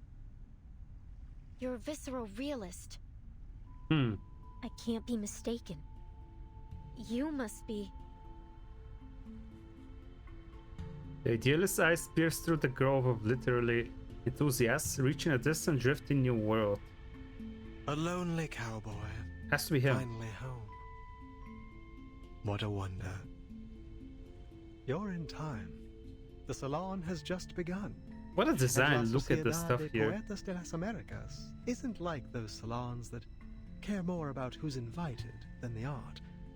All are welcome here. A literary salon in a prison? Though, so far it seems to have more dancing than poems. Did you understand what that man just said? No, sorry, Timekeeper. I need a moment to think it through. Don't worry, Sonato. I would guess we're not the only ones who are confused here. Miss Jailer, is this that peculiarity about Kamala you mentioned earlier? Yeah. Enough, idealist. You're still an inmate here, and you are walking a very fine line right now. Oh, I'm quite aware of where I am and what lines I tread. This is a prison, the safest place for poets in this part of the continent. One cannot be arrested twice, after all. Damn, yeah. The man's words draw laughter from the other prisoners as they turn to discuss the speech with excitement. But please, don't trouble yourself with our little farce. What harm could a few poets possibly do? Truly. All the irregular rhymes and wild contradictions of aesthetics converge into a chaotic countercurrent, clashing against the newcomers. Recoleta clenches her fists in shock, certain that the man before her is her mysterious pen pal. Senor Idealist, might I ask you something? Hold on, Recoleta. All forms of communication with the inmates must conform to our regulations. Oh, come on. We will need to record the conversation and submit it to higher authorities for review. Come on now. I have some questions for the gentleman as well, but we're more than willing to follow the rules. I think the person I'm looking for might have attended this literary salon, or at least talked to some of its members. I'd wager she's spoken to that gentleman. That is, if she has been here at all. I see. Go ahead then. Just watch the time. She's good at watching the time, don't worry. As a visitor petitioned the jailer, Recoleta pushes past the bustling crowd and takes a deep breath. Are you Aleph? Ding! The noisy atmosphere plunges into silence, just like the still waters nearby. Idealist is evidently taken aback by the name. Oh, another visitor looking for Olive. Another? So you know him? Naturally, but I'm not obliged to speak of him to one who does not, stranger. Someone hosts is non-committal, turning towards Recoleta's companions. And you, young lady in the hat, are you here for Olive as well? What a lively day this is. I don't think she cares about Aleph. No, I'm looking for a blind woman. Her name is Doris. Ah, yes, I remember. Her writing was impeccable, like an exquisite crocodile skin handbag in a shop window. Damn. Elegant, yet condescending. Do you know where she is now? What's the soundtrack? Why is it so good? Keep track of every inmate here, miss. Perhaps what's the OST hitting? Ask those who have seen everything from above. Oh, for sure. They should have eyes on everyone. Glass, where the scrutinizing eyes of power look down on us. Eyes? The Panopticon, you know what that is, right? They look at everyone. Just scans the prison hall. The walls, the great tower, and the pool remained unchanged. Nothing appears amiss. All the prisoners present not in agreement. Dropped in a weary sign from the jailer. Have you taken your medicine today, idealist? I'm feeling marvelous. Today I require no help from them. That's not how medicine works. I've warned you. It's unwise to act against the physician's orders. Who's the physician then? Act against him? No one may act against him here. The physician must have misunderstood us. I suspect he doesn't understand half of what we say. I'd like to know how he got his medical degree. Not by cracking open skulls, I should hope. Prisoners exchange knowing smiles. What a pity, jailer. You know, I've always believed you had the soul of a poet, just like us. We've already spoken enough rebellious thoughts outside of Komala. How else do you think we ended up in your nut house? We've been here far too long. Long after the junta was removed from office. After our home became a deserted wasteland in the aftermath of the Latin American boom. What are you getting at? That power is boring, meaningless. Nothing holds on to power forever. And the one true connection we have to life is poetry. See, jailer, even an outsider understands our ideas better than you. It's time to open your eyes to reality. I'm not sure she wants to understand. Is the only way for us to feel truly alive in here, beneath the gaze of those prying, ever-vigilant eyes. Idealist, last warning. Stop this now. Oh, wow. Oh, she's angry. Fine. All right, compañeros. Sadly, the salon must come to an end, as our jailer insists. Boo! The crowd murmurs and grumbles as they begin to disperse. Dear friends, I do not mean to abuse the power of suspense. I sincerely invite you to come with me to the heart of La Sociedad de Poetas de las Americas. Perhaps you'll find the person you look for there. The man strikes a gesture somehow equally comedic and solemn. We'd love to. Only if that's okay with you, Miss Jailer. I suppose that's all right. You're already here. We can call it part of your tour, but please, ladies, take none of their rumblings seriously. Thank you, jailer. Please, follow me. Alright. It's interesting. It's like imprisoned poets. Cannot censor them if they're already in prison. Curious. Because he was saying some also anti-capitalist stuff. And that's interesting. Hold on. Get here. Get him here. Someone's sword hath not rusted yet. I have this thing that expires in a day, so we can use it.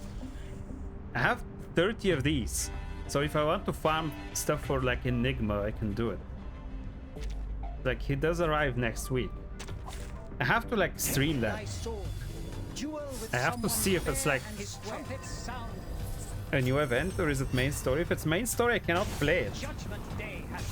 If it's an event, then I can play it, though I might not understand fully.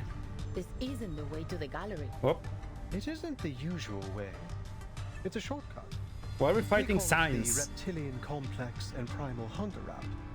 Much faster than the limbic system and postmodern anxiety route, let me tell you. Postmodern anxiety is quite something. But this passageway has long been abandoned and entries prohibited. It's extremely dangerous to... Relax, Jailer. No one, not even you, knows this prison better than I. But, interesting. Timekeeper, I think we've just gone in a circle. The whole place is a circle. That means... Merci. Okay, get him. Don't worry. I'll avoid delivering any... We just hit for 1 damage. Okay, there we go. We got him. Defeat the signs. His trumpets sound. They're not gonna tell us where to go. We choose our own path.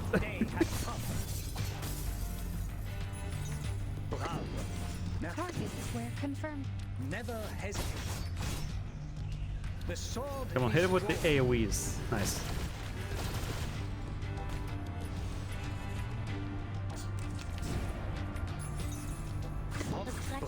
Got more AoEs. His trumpets sound. It's taking a while to get through all these signs. Judgment Day has come. Please, stop this violence.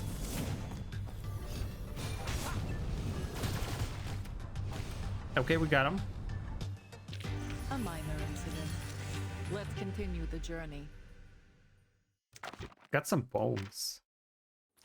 I'm excited to unlock new farming spots the more I play the main story. It's another thing to consider. Okay, that's with her now. Another scene with her. Towering walls, prisoners deep in the abyss paint pictures of the sky. Enter the darkness. About Doris. Of new encounters. I read an article once that you Chileans don't like Baroque literature. Something about it being too noisy. You sure are a quiet bunch. Is that so? And you Argentinians just love it, right? If you're any metric to go by, I'd say you're all loud and obnoxious. You... Just because the idealist isn't here, you think you can turn this salon into a debate hall? You started it. Enough. Stop squabbling and post your work so we can read it. If you ask me, you're simply more interested in rhythm than form. Spanish is a rich language, one that's inherently expressive, ever-changing and artistic, much like Baroque literature. Spanish. But they're speaking Spanish in Argentina. Fuck, because I keep thinking about Brazil. Brazil has Portuguese, Brazilian. Is Argentina's Spanish? Fuck, it's so... They're so similar, like, to me at least. It's hard to tell. Simple quiet man's words douse the argument like a cold splash of water, sending the group into a rare moment of calm. Jokes aside, I do miss them. Ever since those mad members left La Sociedad, we've had far fewer breakthroughs in stream of consciousness writing. I for one would gladly discuss the aesthetic value of stream of consciousness composition. Interesting. As this new topic surfaces, the inmates' voices begin to rise once again. It was the most unusual literary salon, full of emotionally charged statements and biased opinions. But I didn't mind. In fact, my feeling was quite the opposite. The inmates gave me an incredible feeling. Not one of them saw themselves as a prisoner stripped of their freedom. A group of literature enthusiasts coming together in an abandoned prison, collaborating to build an ideal nation. Felt as though it was the result of some kind of pact. In reality, it was clearly a government-run prison. Everyone, quiet down. Have something to announce. An unfamiliar voice cuts off the clacking typewriter in Doris' mind. A woman walks out from the far end of the darkness and steps into the center of the salon, stopping before the whiteboard and podium. Mr. Idealist entrusted me with hosting the literature Xavier? salon. He left a letter under a stone in the corner, stating that he had a personal matter to attend to. Weird. For this session, I will now announce the next research topic. Fiction's duality in reflecting reality and the self. Okay. Heavy gasps turn heads, and applause spreads through the audience. Clearly, this wasn't the topic they were expecting. She raises the letter in her hand in a gesture for silence. Like-minded fellows, aspiring writers. Since the turn of the century, the names that once shook the literary world have gradually faded into obscurity. Literature's been shoved aside in the world of art. Uh-huh. I was thinking that. It's like, these are very, very high highly like intellectual conversations they're having about literature, and I just keep thinking like, wow, these days everyone just scrolls TikToks and no one reads books. Like even I've like stopped reading as many books as I used to. Like I did even go to university and study English there, and I had a bunch of literature classes, and it's like, oh, kind of starting to disappear from my mind, starting to forget the stuff that I was learning there. I've been reading less and less because I've been gaming too much. I need to stop playing games so much and read a bunch of books. Literature has been shoved aside in the world of art. People attend theaters, cinemas, and even art galleries to enjoy paintings and sculptures, but few can finish a book. What is left for us to do? When families are torn apart and our nations are ravaged by tyranny, what's left for us to do? Let stories be our weapon. They should be the sword that cuts through the bloody truth. The beacon that lights our way forward. The audience falls into silence. You could try writing a Latin American War and Peace, and we could continue with the original sound topic. The two aren't mutually exclusive. I spent the whole month preparing for the topic the idealist previously proposed. If you insist on changing the subject, then I'm afraid I'll have to take my leave. Miss Octavia, forgive me for interrupting, but this isn't the topic we agreed on. Everything you've said, we just can't do that. We haven't even figured out things for ourselves yet. Octavia, it's an interesting topic, it is, but perhaps we can talk about it another time. Besides, don't forget the reason you're in here in the first place. For preaching that the novel is a weapon.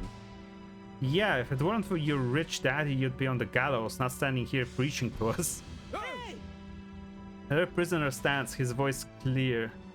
So you've completely missed Miss Octavia's point. A great writer should be like an obsessive gravedigger, digging up the rotting flesh of social realism from the grave of our times. Only this vast crucible is worthy to be the host of our literature. At that time, Miss Garcia looked visibly resistant, as Mr. Julio issued stern reminders, and Miss Roberta attempted to mediate. More and more members joined the debate, and voices both for and against Miss Octavia's proposal emerged. It didn't take long for La Sociedad to split into two camps. That was when I realized I needed to do something, to get this derailed literally salon back on the tracks. I'm a writer. Please allow me... I mostly write under the name Erd. Allow me to introduce myself. I'm Doris from Sao Paulo. Erd? Erd? That name sounds familiar. Have you written for Atu? Are you the Erd in Atu? Are you the Erd in Atu? Wow, I never imagined we'd be welcoming such an honored guest today. Thoroughly enjoyed your piece titled The Tin Soldiers of Sao Paulo. It's an important part of my visit to hear all the ideas and opinions, if you'll pardon my intrusion. So did she decide to come here? I thought she was like imprisoned, because like Igor basically kidnapped her, but now she's here. But like it is the Manas who put her here. Maybe they thought, yeah, it's a prison, so we might as well put her here and she'll be safe. Like we can hide her here. Thing is, Recoleta did see Doris and told us, so now we know she's here, so we might be able to get her out. Tell me, Miss Earth, what are your thoughts on today's salon topic? Difficult question, one involving preference, a creative stance, and a political alignment. Scale that is never easily balanced. However, the answer has never been the most important part of such questions. In these restless times, literature has been overlooked, forgotten, pushed to the edges of the world. Damn. Truly correct. Much like Ushuaia. Some fall into deep thought, others nod in agreement, and a few look puzzled. The audience is largely unaware that the topic has already shifted. To most, this prison at the end of the world is a distant, cold place, perhaps even a place of hopelessness. When a prisoner is first sent here, I cannot help but imagine that the first thing they feel is a stagnant pool of water and a calm, quiet despair. She seizes this chance to guide the literary salon back from the muddy trenches of ideology. She recalls the days of typing while looking out over the river, boats, and palm trees. Words are honest, they have no capacity to lie. I came here to gather material for my next book. I plan to record everything I experience in this place faithfully.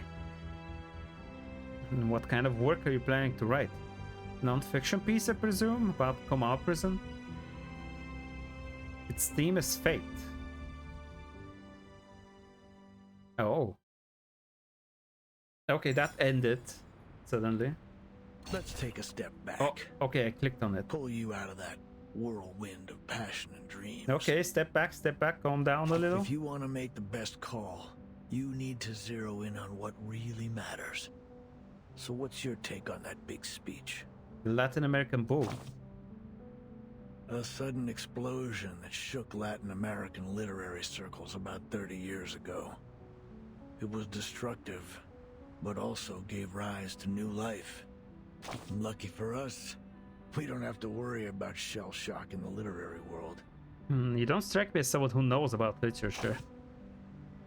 It's not about knowing literature. Any soldier with little experience can deliver a status report. All right, eyes on the map. As we speak, ships are lined up on the Spanish coast. But this time, they're poised to make a new kind of discovery. If you can call it that. And here are our new Columbuses, heading to the docks to embark on their journey. And who are these new Columbuses? Carmen and Carlos, the driving force behind this literary feast between Spain and Latin America. Okay.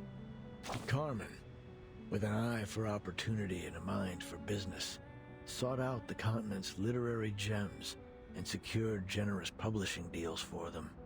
Carlos, with his deep understanding of market dynamics, brought these works to the eyes of the European that's real public. history of like a boom of literature in Latin America?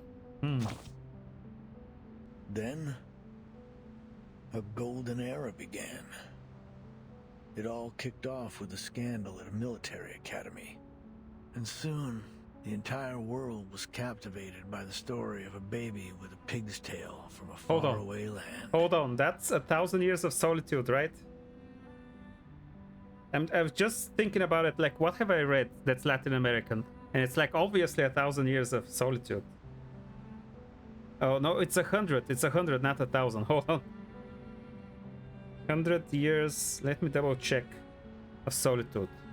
Because I have read it, and there was a thing about being born with a pig's tail. Because it's a story that talks about a single family and their history throughout these 100 years. And like, ultimately, the pigtail ended up being like a metaphor for how the family had fallen down into sin, basically. Something like that. It's like evil and like inbred, I think, because they did marry cousins or whatever. I'm starting to misrepresent it because I'm forgetting the plot. Hold on. 100 Years of Solitude. Cien Años de Soledad, Latin American Spanish. 1967 novel by Colombian author Gabriel Garcia Marquez. Okay, it's Colombia, actually. Tells the multi-generational story of the Buendia family. The novel is often cited as one of the supreme achievements in world literature. It was super amazing. It's probably one of the best books I've ever read. Let me double check if I lied about the plot or the story. Hold on. Yeah, it's magical realism.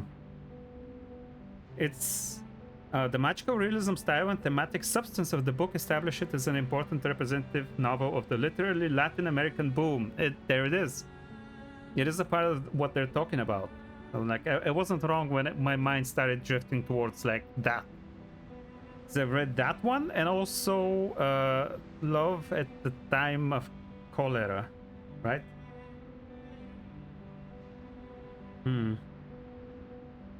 Stylistically influenced by modernism and the Cuban vanguardia, avant-garde literary movement. The book tells the story of 7 generations of the Buendia family.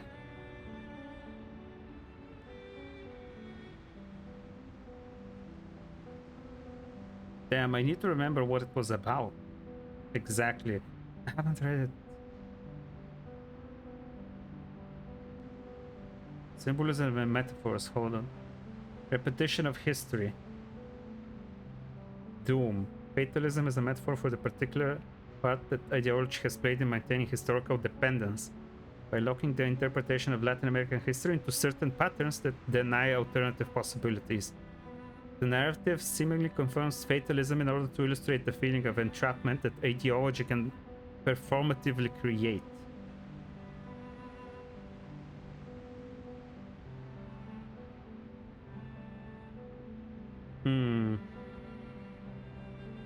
Subjectivity of reality and magic realism. I want to remember exactly the metaphor of the baby with the pig's tail. Hold on. Fluidity of time. Incest. I mean, it is incest, but like,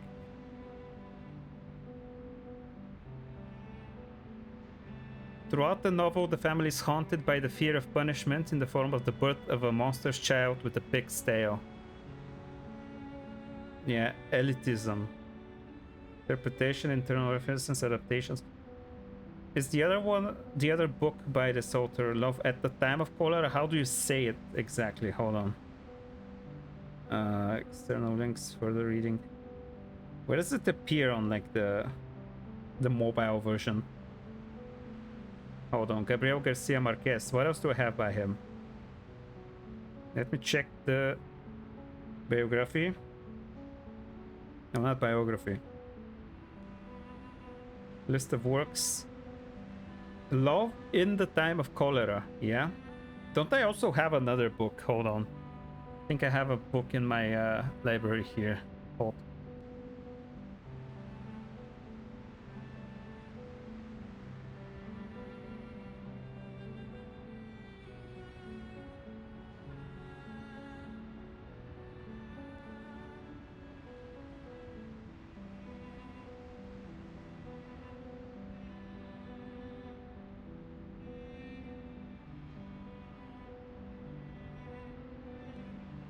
No, I lied.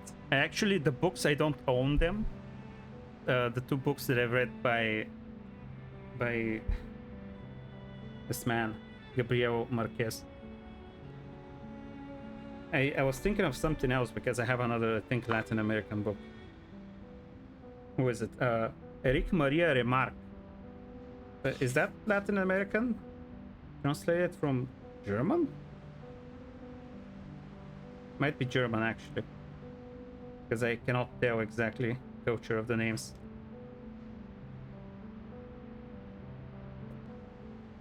Okay, maybe I was just fully lying to you. Anyway, I've read those two because those are his most popular books. I haven't read his other books. And like, they were both amazing books, though. People who think that Love in the Time of Cholera is like a romantic book or whatever are genuinely insane, because that's it's such a horrific read. It's like saying that Love in the Time of Cholera is like a romantic story. It's kind of like saying that Lolita is a romantic story. Like, no, that's not it. that's not the interpretation you should be going for. Holy shit, I need to reread this. 1,000 Years of Solitude. 100. I keep calling it 1,000. It's not. It's 100 Years of Solitude. I need to read it. I need to actually buy it and own it, so that I have it, because it's such an amazing book. And I actually have. Side note again. I have a similar like type of story that was released in Bulgaria. So I did a few years ago. I was reading a bunch of like new Bulgarian books, and like there was one that was very good, but it was good, but also it was kind of obvious that the author is just kind of ripping off 100 Years of Solitude. And like, it was still good, but it's the same kind of situation where it's like, oh yeah, there's this story of these two lovers who could not get together, but like through generations you're gonna see their two families eventually converge into one after a few generations. It was something like that, and I want to reread that. And I also bought this author's second book, I think, and I still haven't read it. I need to go back and reread that as well. Like, holy shit, I have so many books to read. I have also all of the Dune books that I bought. I've read 4 books of Dune, but I want to reread the 4 of them and read the other 2 ones as well, because I did buy them eventually, and I still haven't sat down to read them. It's been a few years. Like I said, there's so many things that I want to do, but like maybe me just trying to do things a certain way that's not optimal, it's kind of preventing me from doing that. Like trying to stream something and then edit down to YouTube videos. It really should be, like I said, should be just sitting down, recording and uploading, and that's it. It would be faster. It would let me actually finish stuff. I might have some time to read, so I should be doing that. And I also should be just playing less gacha games, because that's something that I waste way too much time on. And I'm not playing any Hoyo games. I installed P5X because that would take me too long. So like just focus on the stuff that I want to do. So yeah, a golden era, and Gabriel Garcia Marquez, one of the leaders of that, one of the most impressive books ever written, 100 Years of Solitude. But we mustn't forget the writers themselves. Fuentes, a towering figure of the Spanish-speaking world, and Cortázar, the writer ever seeing through the eyes of a child. Fuentes, Cortázar. And of course, Mario and Gabo. Mario? Key players in this literary revolution will forever be etched in the annals of history. I'm thinking how much my literary classes focused on English literature, not so much on Latin American. I didn't have any classes on Latin American literature. I had specifically entire semester worth of talking about British literature, like all the Victorian stuff. The Bronte sisters, Mary Shelley, Dickinson. It's like was it Tom Hardy? There's someone Hardy, like Thomas Hardy or something. Also had some really good books, Thomas Hardy. Do I still have some of them? I think I sold a bunch of them, but I think I do have one. Distracted again.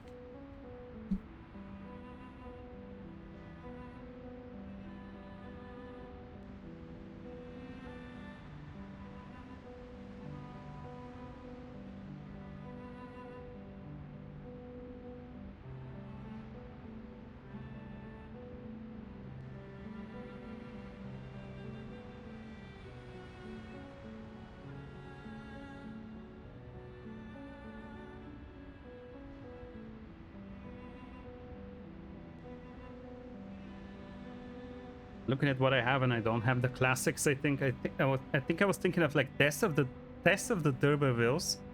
It was a book that I think I enjoyed. I also saw what I saw on my bookshelf was James Joyce. That was very interesting, though postmodernism maybe isn't exactly for me, because I would prefer if it like made more sense. But still, Portrait of the Artist as a Young Man was an amazing read. And it also is like up there as one of the best things that I've read. I need to go back into reading more. Holy shit, I miss it. I miss reading like a fucking amazing book. You know, like Catch 22 is like top 2. My top 2 books would be like Catch 22 and No Longer Human. I think are probably the best books that I've read. I want to read something like that. A close third place would be Earthsea Chronicles by Ursula Le Guin. It's a crime that I haven't read other things by her, because I've heard they're so good. I need to read. I think I have like The Left Hand of God over there. It's mocking me and waiting for me. Hold on, I'm gonna get up again, go to my bookshelf.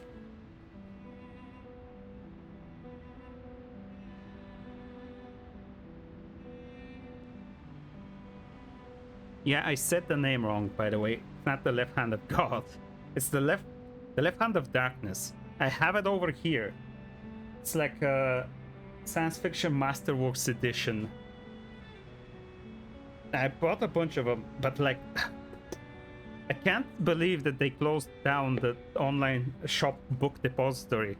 Because like I could buy books from the UK and they were sending them here to Bulgaria, and they weren't like charging for delivery even. So it was like such an affordable way to buy books. And I know that I can basically like download any book that I want. I even have a Kindle that I don't use that much, but like I love owning the books. Like I have it here. Ursula K. Le Guin, Left Hand of Darkness. I have a bunch of others that are like from the science fiction masterwork series with the similar spine and everything. I have well,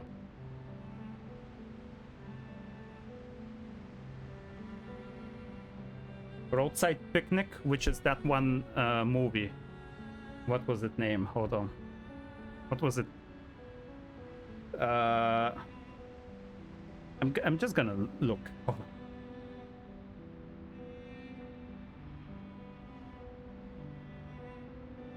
I have two books here that are the origins of some of the greatest movies ever made. Like the Roadside Picnic is Stalker. That's what it was. The movie Stalker is based on that story. And the other thing that I have is Philip K. Dick's To Android's Dream of Electric Sheep, which famously is what Blade Runner is based on. Like, look at the amount of like good stuff here. I need to read more. I need to read more. I want to read instead of just like me playing gacha games is such a downgrade compared to reading book. Like such a waste of my time. I should be reading more books instead. My God. They corresponded regularly, always expressing deep admiration for each other's work. In fact, one even wrote a doctoral thesis on the other. It's like, should I read books, learn about the history of the world and different nations and like enrich my knowledge, or should I go gambling? And like I decide to go gambling instead. It's so funny that I'm saying that while I'm like playing a gacha game, but it's like I'm limiting and it's more being more picky with the things that I play. I'm not gonna just pick up a random gacha game and just start it anymore. I gotta be a bit more picky.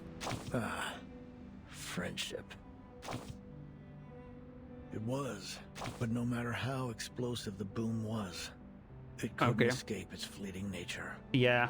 With the second imprisonment and self-criticism of a Cuban poet, in came an inexplicable right hook, and bang, silence.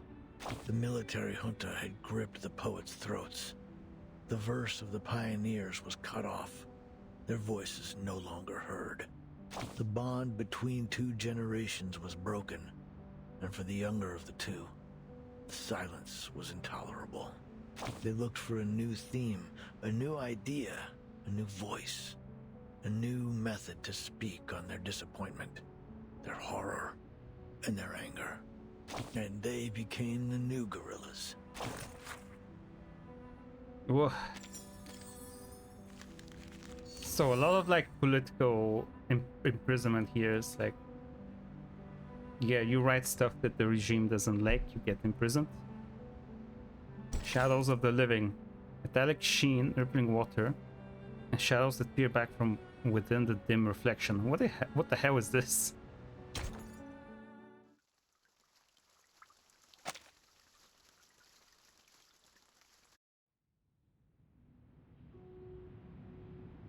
La investigadora se despierta en su cueva en we're la getting luna, more of the novel. que le parecía tan vacía como una tumba.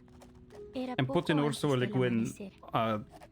Montones on de my cintas habían reading ocupado list. su espacio vital, apilándose una y Putting otra it on vez. the cupboard that like I Cada put the uno de books that I'm estos gonna read on tapetes them. giratorios hablaba de So many historias books to sobre read. esa cabaña con techo azul.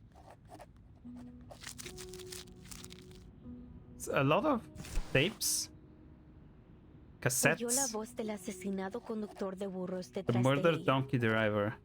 Oigo a todos ellos, las risas y las voces de generaciones pasadas, como hojas secas atrapadas The en las researcher grietas de again. viejas paredes, crujiendo solo cuando el viento sopla otra vez. No pondría un pie en esa casa si fuera tú. El mendigo al lado de la puerta también habló. Duermo en el porche. Is it just cada me, noche. or the special symbols a Cada different mañana font? una luz Because this tenue font brilla doesn't a través have de la ventana. that Nadie symbol. sale nunca por It's esa like a puerta. common thing that can Y happen. nadie ha entrado nunca. Luego la voz del empleado del banco. The bank clerk Es la historia del still alter again, ego. still here. Esa casa debe Story haber of the estado alter llena ego. de deudas que nadie reclamaría. La anciana enferma, luchando en su cama, susurró. La casa recuerda esos días, cuando la gente desaparecía en la oscuridad de la noche y los niños eran robados por las tormentas. La Stolen by the investigadora de storm. paracausalidad había oído suficiente y volvió a dormirse. Solo quedaba el traqueteo del dado de Babilonia resonando en su cueva vacía.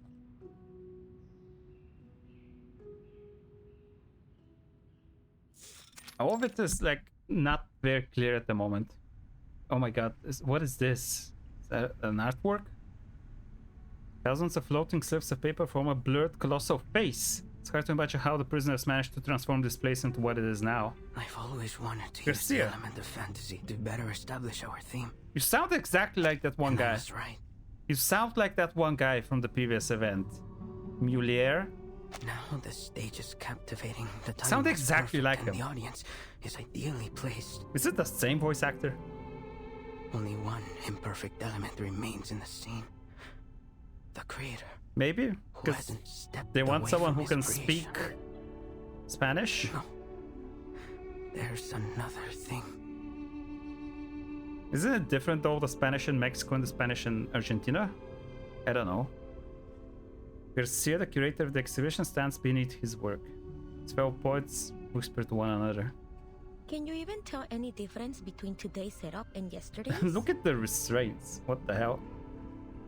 Seriously, What a fashion Roberta? statement. That's a rude question. Wait, hold on. Is Well, this... What's the difference then? Is that... Well, I can't see one either, but you should never judge art by how much it changes Is it that in a hippie? day. It's a creative process. Diggers? We might be standing at the edge of the world, but art has no boundaries. We have to show him our support. Easy for you to say. He's been tinkering and tweaking for over 3 months. Even if the idealist himself entrusted him with this exhibition, he can still be wrong sometimes. This gallery is turning into a dump. It looks good, I think. Estoy viendo fantasmas, todos con las mismas caras, Garcia. Demasiados. Es fácil perderse en ellos.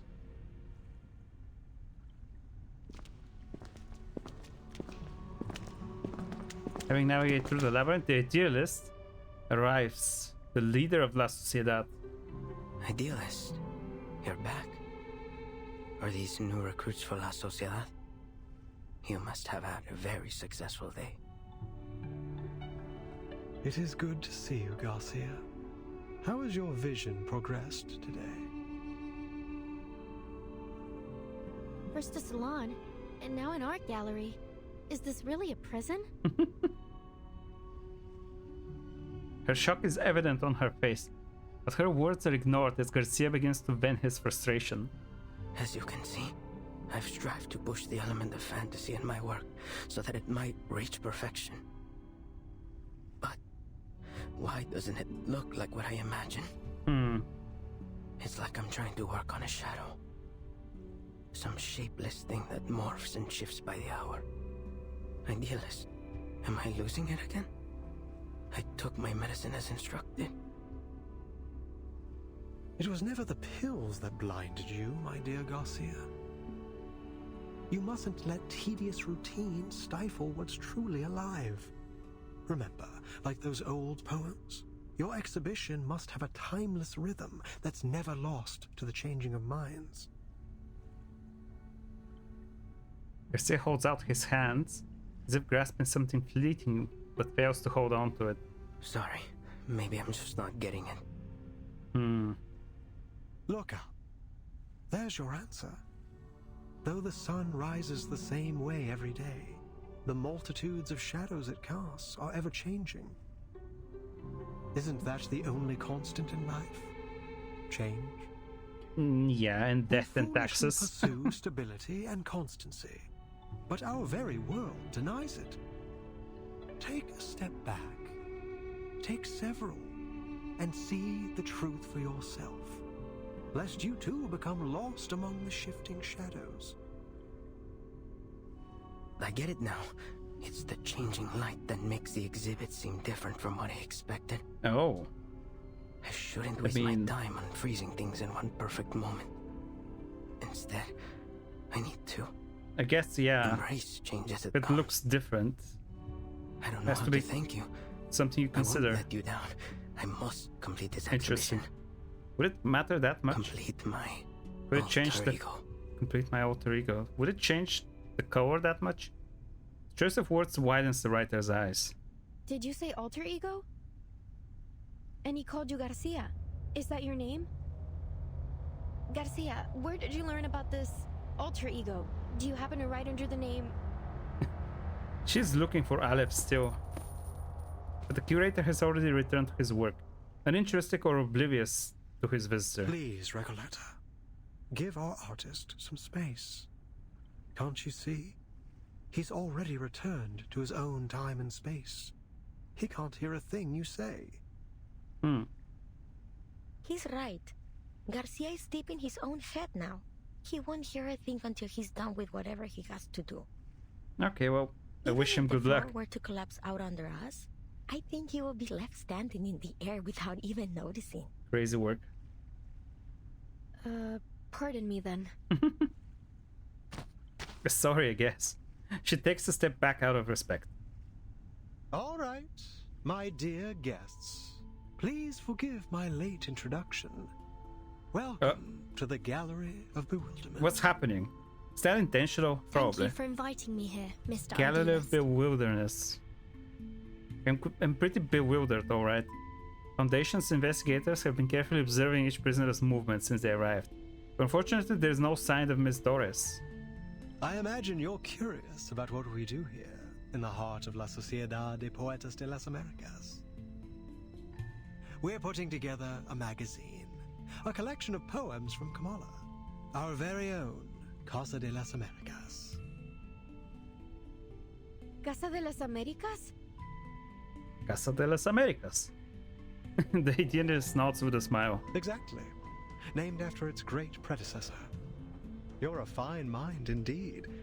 At this very moment, all our compañeros are working on it. Garcia's exhibition, Alter Ego, is centered around the birth of this magazine. And here, you can see the signatures from all the poets His involved, name Garcia, along which with is a few funny. words they've written for it.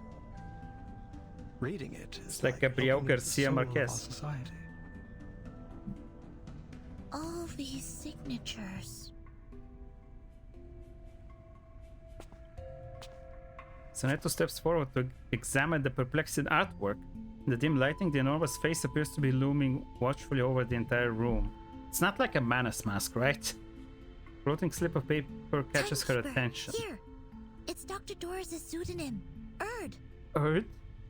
Then she was here. Why is no one saying anything? You've seen her. Precisely.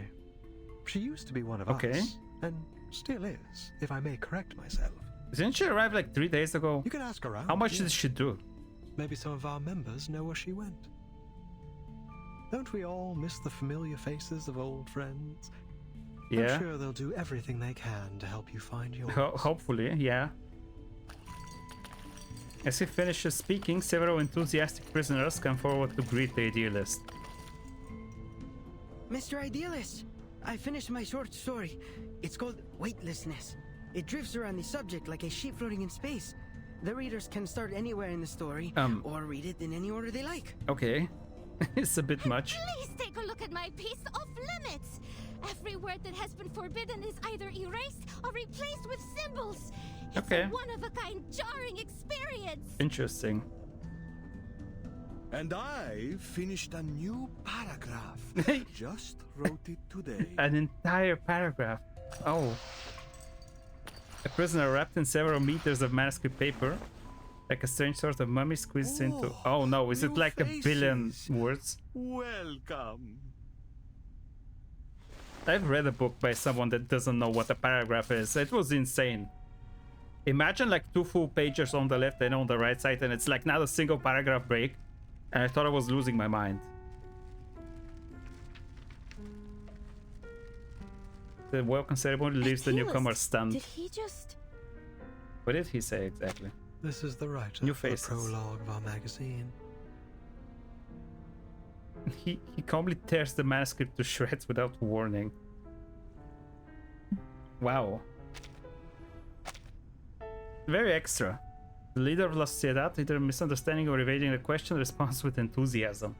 The prologue consists of a 2,000-line poem and an Great. introduction that is written in 86 languages Okay, great. to avoid misinterpretation.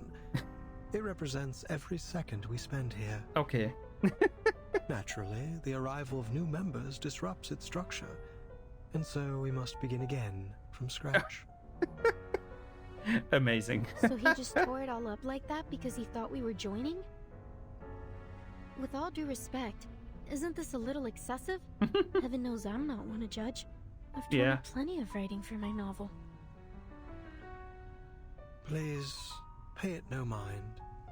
It may not be an easy task, but he's doing his part. He's overdoing it a little bit, maybe. Destruction is hard, but more necessary than you think. Without it, we'd all be stuck I mean, in you a have stew to and erase stagnant something that, pond, with like, all the you don't, smells that entails. that you need to rewrite. This all sounds very complicated. When will your magazine be finished then? Never. Forgive me. But I'm not sure what a floating sheet, a jarring reading experience, and all this constant rewriting are meant to express. I mean, they might not be doing well, all of them here together. As I've said, Komala isn't like any other A prison. bit too much. A bit too much is happening. Miss Jayla, do you mean... This place also serves as a research center. And the prisoners here, for all they claim, are not just poets. Okay. They are arcanist criminals, and each one of them has been diagnosed as mentally ill. Okay, that makes sense. The leader of La Sociedad remains composed, like an island in a rough sea, leaving the onlookers to question whether he is entirely mad or the sanest of them all. You're quite right, Jayla. But let's not forget that mental illness is merely a deviation from the norm. Yeah. And who decides the norm? You, the physician? The Or Jaguar? the ones outside Yeah. these walls? We've been exiled here by the standards of our time, deprived of our roles in the outside world. So please, as we agreed before, I ask you not to interfere with the affairs of La Sociedad. These people are visitors, not your new recruits. But should we not hear their thoughts first? The idealist turns towards the visitors with an urgent plea. My friends, no one escapes the eye of power. We must resist. Stand with us. Pick up your pen and take poetry as your shield before it is too late. Idealist, I admire your fight, but I came here with a different goal. I mean, you're a writer. The leader of La Sociedad, covering his fervor, ignores her words and carries on. We're the last true owners of an old legend. Okay. Words now only remembered as myth. We must stay on the path of literature until I find that transcendental solution. To invent an idiom that is generic, all-encompassing, yet precise. Okay. My poem will be written in this language, leaving no room for doubt or misinterpretation. Not sure if that's even possible. Blessed is a man with infallible memory. He holds the finer details of each object within It's kind of him, impossible to more express vivid yourself than in anyone such detail else. that no one misunderstands you. That's He'll not have how all language the works. answers, if time allows him.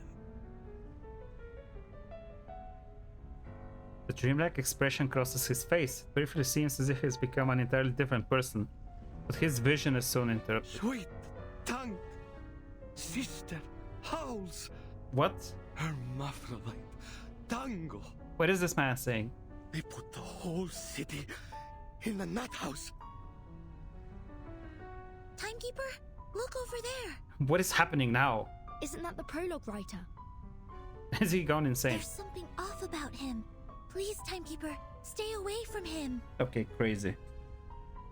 What's happening? Idealist, Pablo's having another episode. Uh-oh. Okay, now I feel bad. Multiples of us. Now I feel bad. Reality He thinks he is mentally ill. That's why he's here. Flash of arcane energy flares up. The jailer steps into the crowd I reactively. could use your help, ladies. Damn.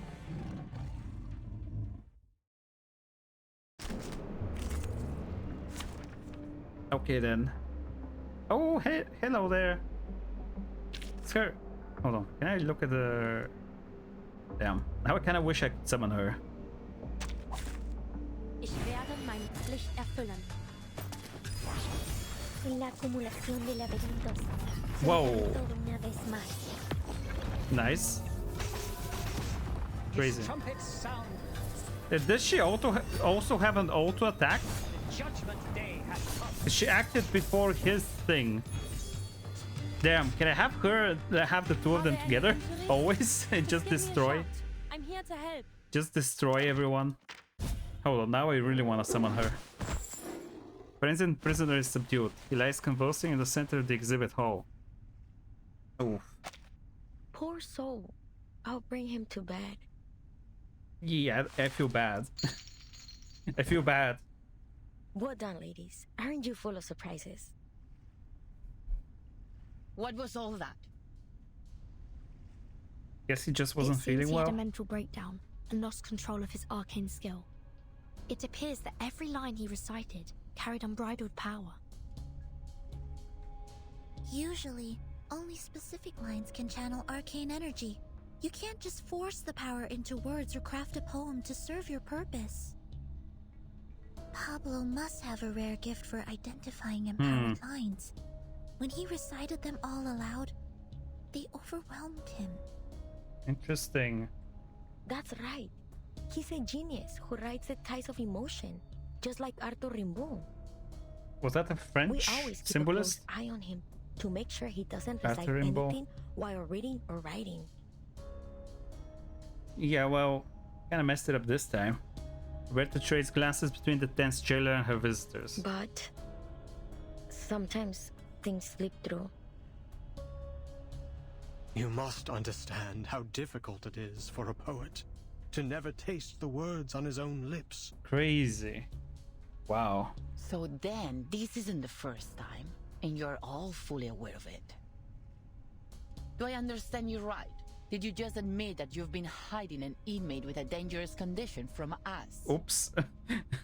According to the safety regulations for the Panopticon of Kamala, he must be sent to the physician. How do you not for know immediate this? treatment. If you're a Panopticon and you see everyone all the time, how do you not know this? No, wait. We can explain. He's doing fine. We know how to help him. This was just an accident. We got distracted by the new members. We won't be handing him over to the physician. Ooh. No true writer would allow their mind, the most sacred palace of their thoughts, to be opened up to that cold-hearted, ignorant butcher. Oh my god. Even one who believes their inspiration flows from a source beyond the mere substance of a brain would refuse it.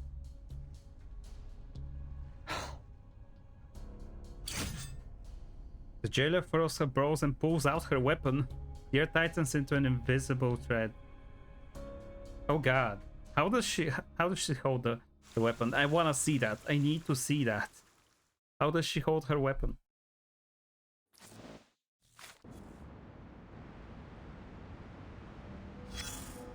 Oh, we have this thing. Let's see. Enter the darkness. Volume 3. We need to see more of Doris. Fate. It's Octavia Yes. again. It looms over us. Interesting. Yet each of us may hold the power to steer its course. Have I seen her somewhere? I don't think I have. Just like this nation of contradictions, its fate should also be... In that case, shall we officially begin this salon? The ever-observant Roberta, noticing the tears welling in Octavia's eyes, cuts her off. Would anyone like to share a story on this topic? Whether it's a personal experience or a written tale, let's bring some life to the sound. Well, if no one has anything to say, I could always retell the story of my fateful journey across the Mexican border. Screech. A chair screeches as one man stands, all eyes fallen, his face shadowed by his heavy brow and sharp cheekbones. An unexpected twist, no one noticed him quietly sitting at the edge of the crowd until now. Julio. Julio? Maybe Julio. I spent the first half of my life as a bank clerk.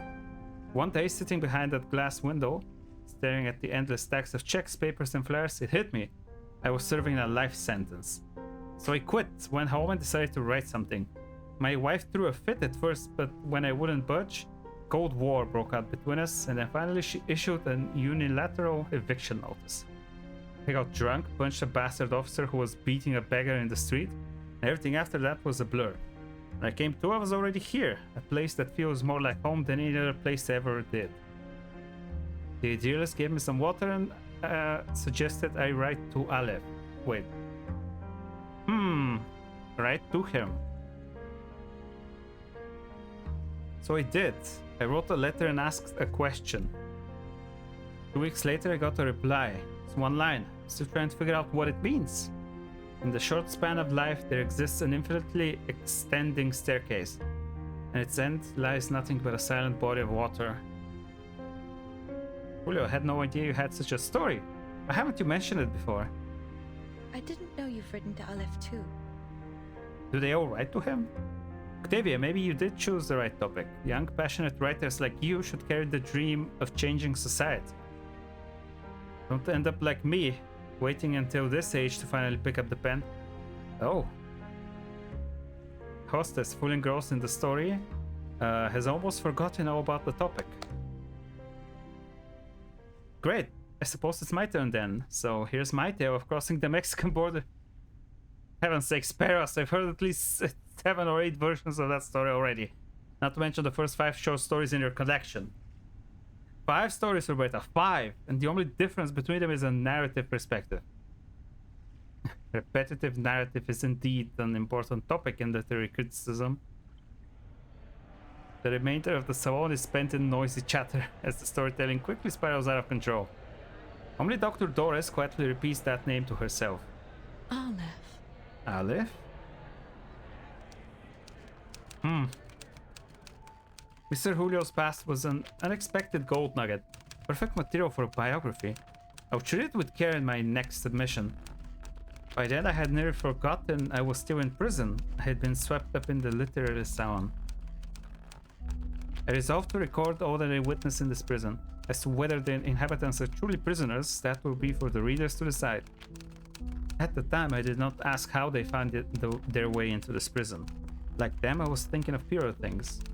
Looking back on this journey, I now see that the tangled strands of Las Babas del Diablo had formed an interconnected web.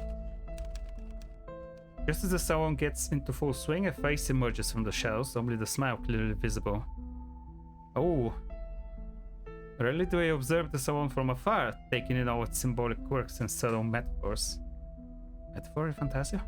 The bridge between the reality and unreality. The poetry of the typical and the atypical. This is exactly how I envisioned La Ciudad de Poetas de las Americas when I founded it. A new arrival catches her attention. Reality and unreality. Are you referring to a difference between non-fiction and fiction? I'm afraid I haven't quite grasped your full meaning. But you understood at least part of it, didn't you? That alone proves we're walking the same path. The unwavering pursuit of aesthetic truth. We're citizens of the literary kingdom, stargazers chasing the first light to reach the shores of the new world. Children crying beneath the tree of pure ideals. As its founder, I sincerely invite you to join La Sociedad de Poetas de las Americas and become one of us. Join? That? I'm not reading the full thing again. I don't know if I'm even saying it correctly. A gentlemanly bow. An invitation that is hard to refuse. Everything here carries an air of mystery, the literary gathering, the strange architecture, the enigmatic recipients of all those letters. A rare opportunity. I'm truly flattered by your invitation. I'd be delighted to join the Poetry Society. But might I trouble you with one question, Mr. Idealist?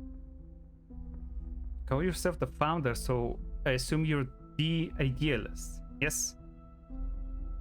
Ask away. Could you tell me about Aleph? We're all looking for Aleph.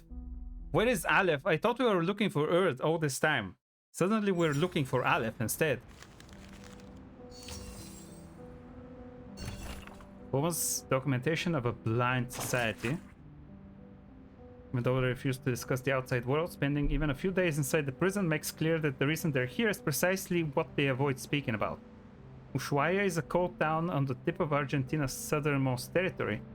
The polar night, the frozen sea, the proximity to Antarctica, the endless winter, it all makes the place seem buried by time and forgotten. It possesses all the necessary qualities of a prison, making it an ideal place to send an arcanist suspects diagnosed with mental illness, a place to be forgotten. Setting aside the true definition of madness and their status as prisoners, what I see in this prison are former poets, writers, and social activists. In their era, some spoke of poetry, then disappeared from society for owning a book by Jean-Paul Sartre. I have a book by Jean Sartre, hold on.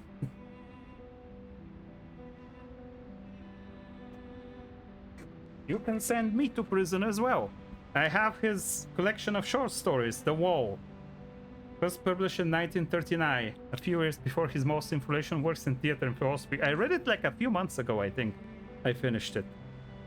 It has his short stories like The Wall, The Room, Intimacy, Childhood of a Leader was so interesting. So like, if you want to read something, you can get the collection of short stories, The Wall. I keep just referencing books this entire stream. It's been such a literally, like, story. It's like I didn't have much to say about murals. The last time we did the event with the club, you know, in Mexico, the Mexico event, didn't have a lot to say. There was a lot of talk about murals and cubism, and I just don't know it. Here they're referencing like literature and like stuff that I've read.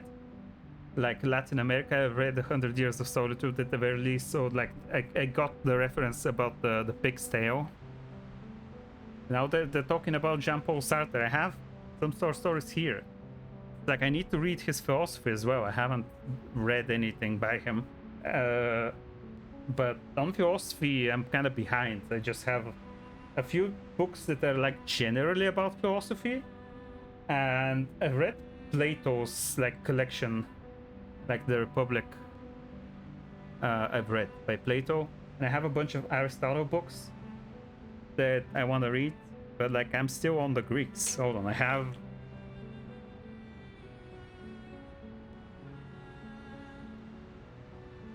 Here's more stuff that I have. I have Aristotle's Metaphysics and Nicomachean Ethics. I actually do not remember buying the Metaphysics by Aristotle. Oh, I don't know why that's here. I don't think this book is mine. I think this book just appeared from somewhere. It's like, I don't remember buying this. I do remember this. The Nicomachean Ethics I did buy, but I haven't read it yet. How many pages is this? Like 250? And with like a very, very small font. Oh dear lord. Like I said, I need to get back into reading. I have so many books here, and I'm looking at it, and I have not read them. And the same thing could be said about my Steam library, to be fair. There's a bunch of stuff there that I just haven't read. Played. There's a bunch of stuff that I want to really play from here, like the third Batman game and the fourth one, because I've played Arkham Asylum and Arkham City. I need to play Arkham Origins and Arkham Knight. I need to play, I have Blasphemous, Celeste, DMC5, Devil May Cry. I have a bunch of Digimon games I want to play. Like holy shit, like I said, Fable, Anniversary, I own it. I need to play that. I get so distracted, holy shit. Something I'm planning to do, and I will do eventually, fully play all of the Prince of Persia games, because I did buy all of them, like all 5 of them. Because as a kid I played through the original trilogy, I say played through, but like I couldn't finish the first 2 of them. Because I started with the last one. I played through the 2 Thrones fully. Like I have finished that game. Then I tried the Sands of Time. Sands of Time kind of started to get boring and I stopped playing it. The Warrior Within was so fun, but I got lost at one point and I just couldn't figure out where to go. So one day I'm gonna sit down and play through all of these games. Holy shit.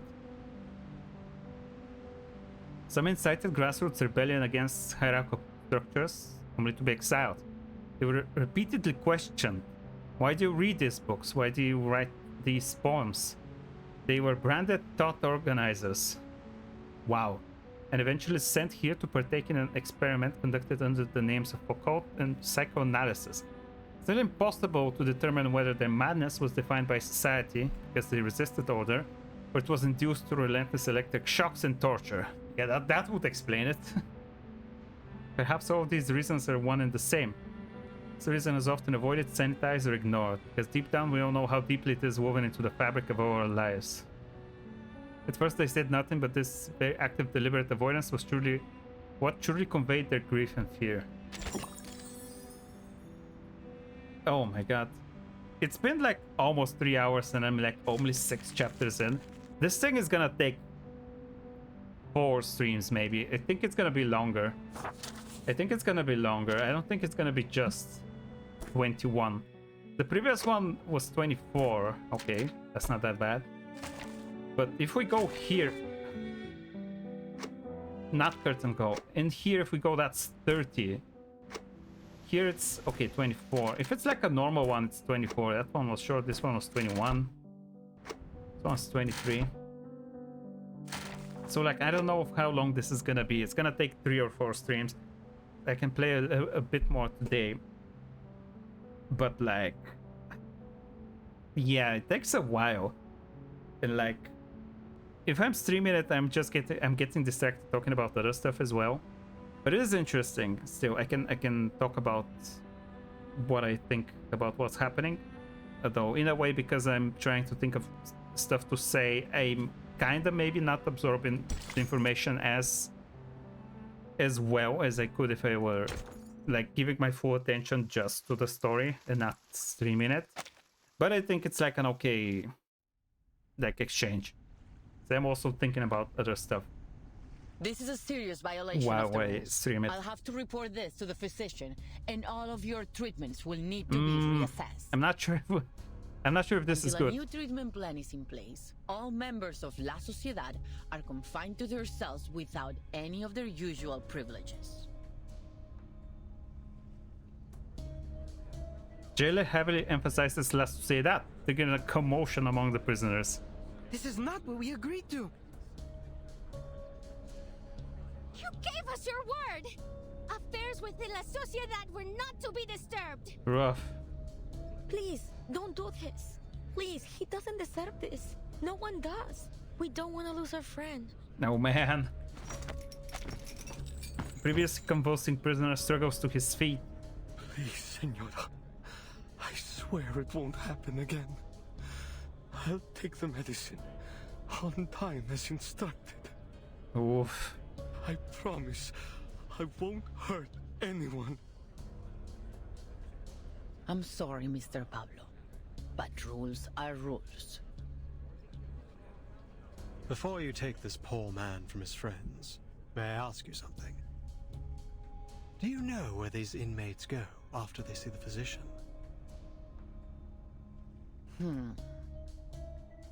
My duty is to keep order here. What happens beyond these walls is not my concern. Perhaps they've recovered from the physician's treatment and were returned to society. You think so? You think? Jailer's expression relaxes. Within these walls, the only truth we know is this. No one returns from the clinic of the physician of Kamala. Oh no. Are you certain this treatment they received is really a cure? Maybe they just killed him. Like, Pablo is holy shit. harmless. He's just a writer who has a talent for finding words in poems. That's all. Please, let him stay. We'll look after him. He can have our share of the medicine. We'll keep him in check. But this doesn't conform to our regulations.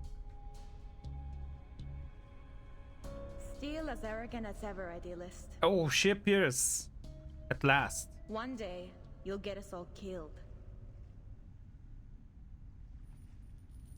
Stranger enters the exhibition hall. As she arrives, the jailer exhales with relief. Oh, it's you. I'm glad to see you here. Hmm. Who is that? Hmm.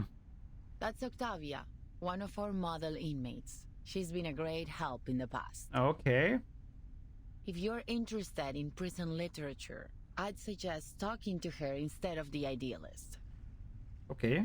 So, she's a writer too? Who would have thought? This place has got writers coming out of the woodwork. Yes, everyone here is a Easy to writer, I find think. my writer friend in a prison. But what are the odds that I'd break into a place absolutely lousy with them? Yeah, there's so many. She used to be in their gatherings, until she got tired of their nonsense and started her own faction. I see, that's the argument we've been seeing. Her trying to change the topic all the time. Clicks him his tongue. Seems annoyed. What are you doing here, Octavia? Seems annoyed. Haven't you heard? The era of chieftains, ghosts, and plantation stories is over. Visceral realism is the future. The difference in like and aesthetic ideals. Brilliant visceral realism helped you finish any of these poems? What a waste of time. I'm not interested in your movement or arguing with you. I just walked by and happened to witness another episode of your brutal arrogance. And I'm not about to just stand aside and watch you repeat your mistakes. I'm taking Pablo to the physician. Care to lend a hand, Miss Jailer? Oh my god, she's kind of ruthless. We agreed to mind our own business. Are you breaking our agreement? No one will be allowed to erase a word from our poems. Oof, rough. Okay, you gotta fight it off, I guess.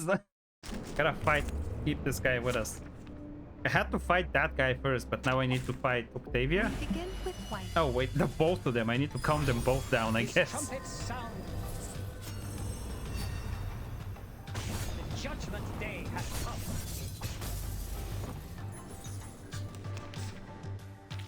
Considering someone's physical condition. Here we go.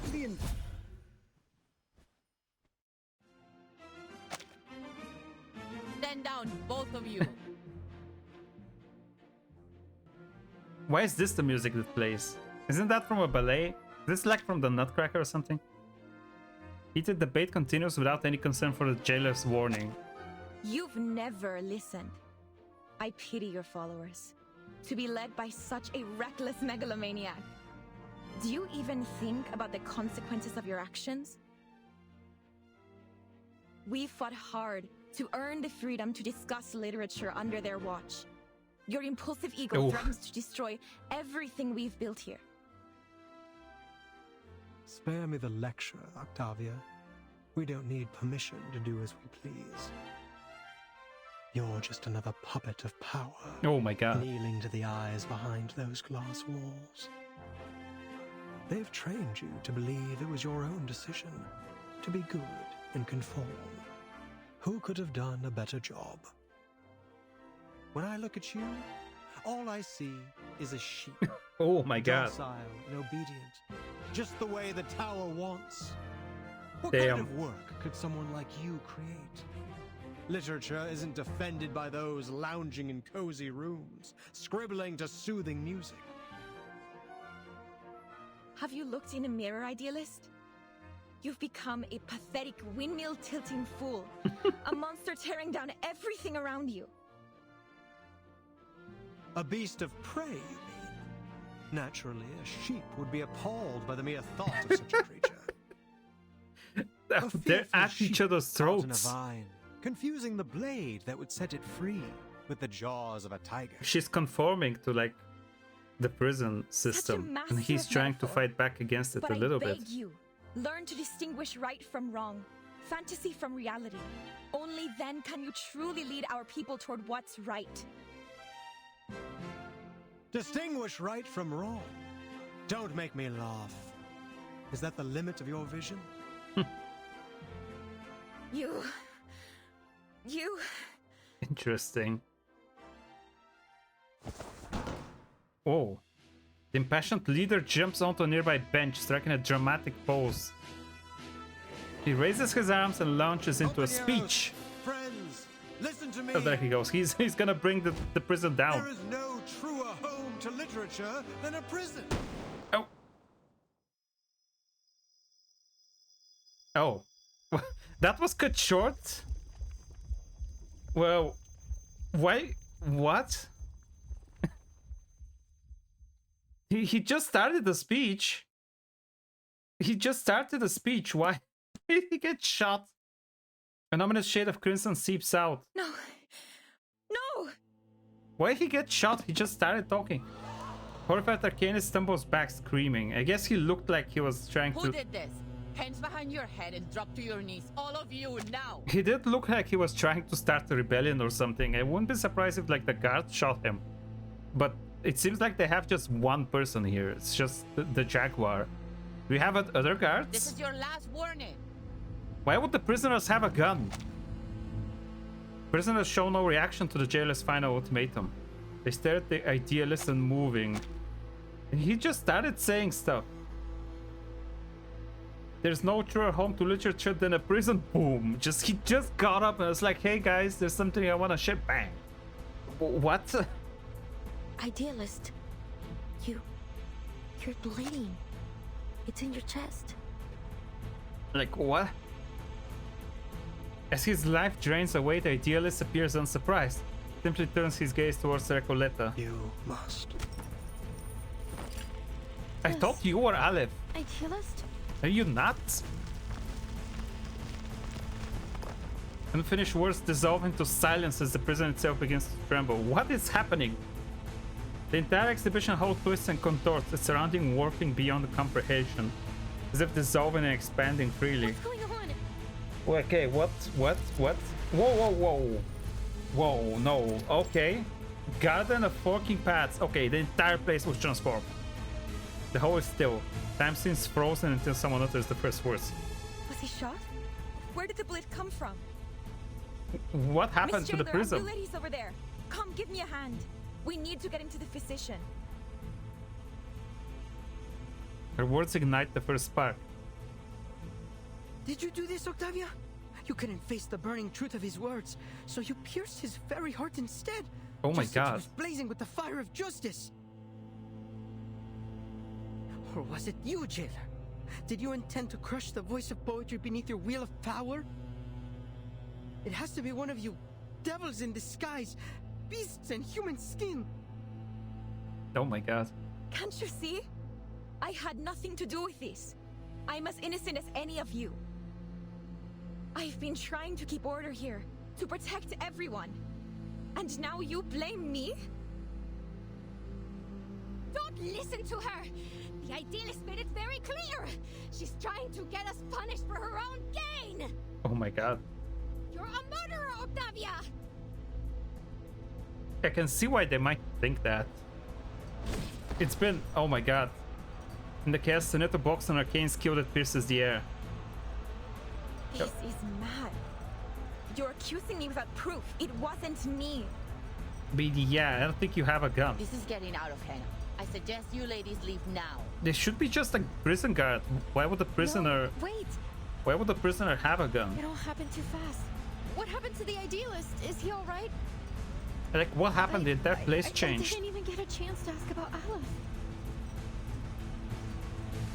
As the tide of people surges around him, the line between life and death blurs beyond recognition. I agree with the jailer.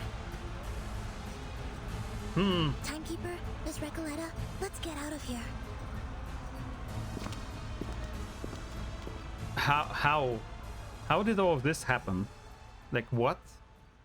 The violent conflict rages on, and everything else becomes meaningless. The illusion of time dissolves, its flow unknown. Under the Guardian's influence, the frenzy of prisoners begins to resemble an unreadable, chaotic epic. At this moment, an unidentifiable figure enters their midst. The newcomer scrutinizes the motionless corpse. What? His vitals are gone, At last, some peace and quiet. What the hell? Is this the physician? Well, for a liar and a thief like him, there's hardly a better end than this. What? Who are you? Huh? He reaches into the idealist's coat pocket and pulls out a die. Oh my god, is that the Babylonian die? It's an artifact marked by patterns veiled in smoke. An object seemingly not meant to exist in this world. 20-sided die known only through an omniscient perspective. What?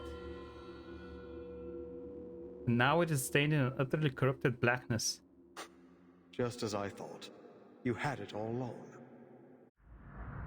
What? Who is this?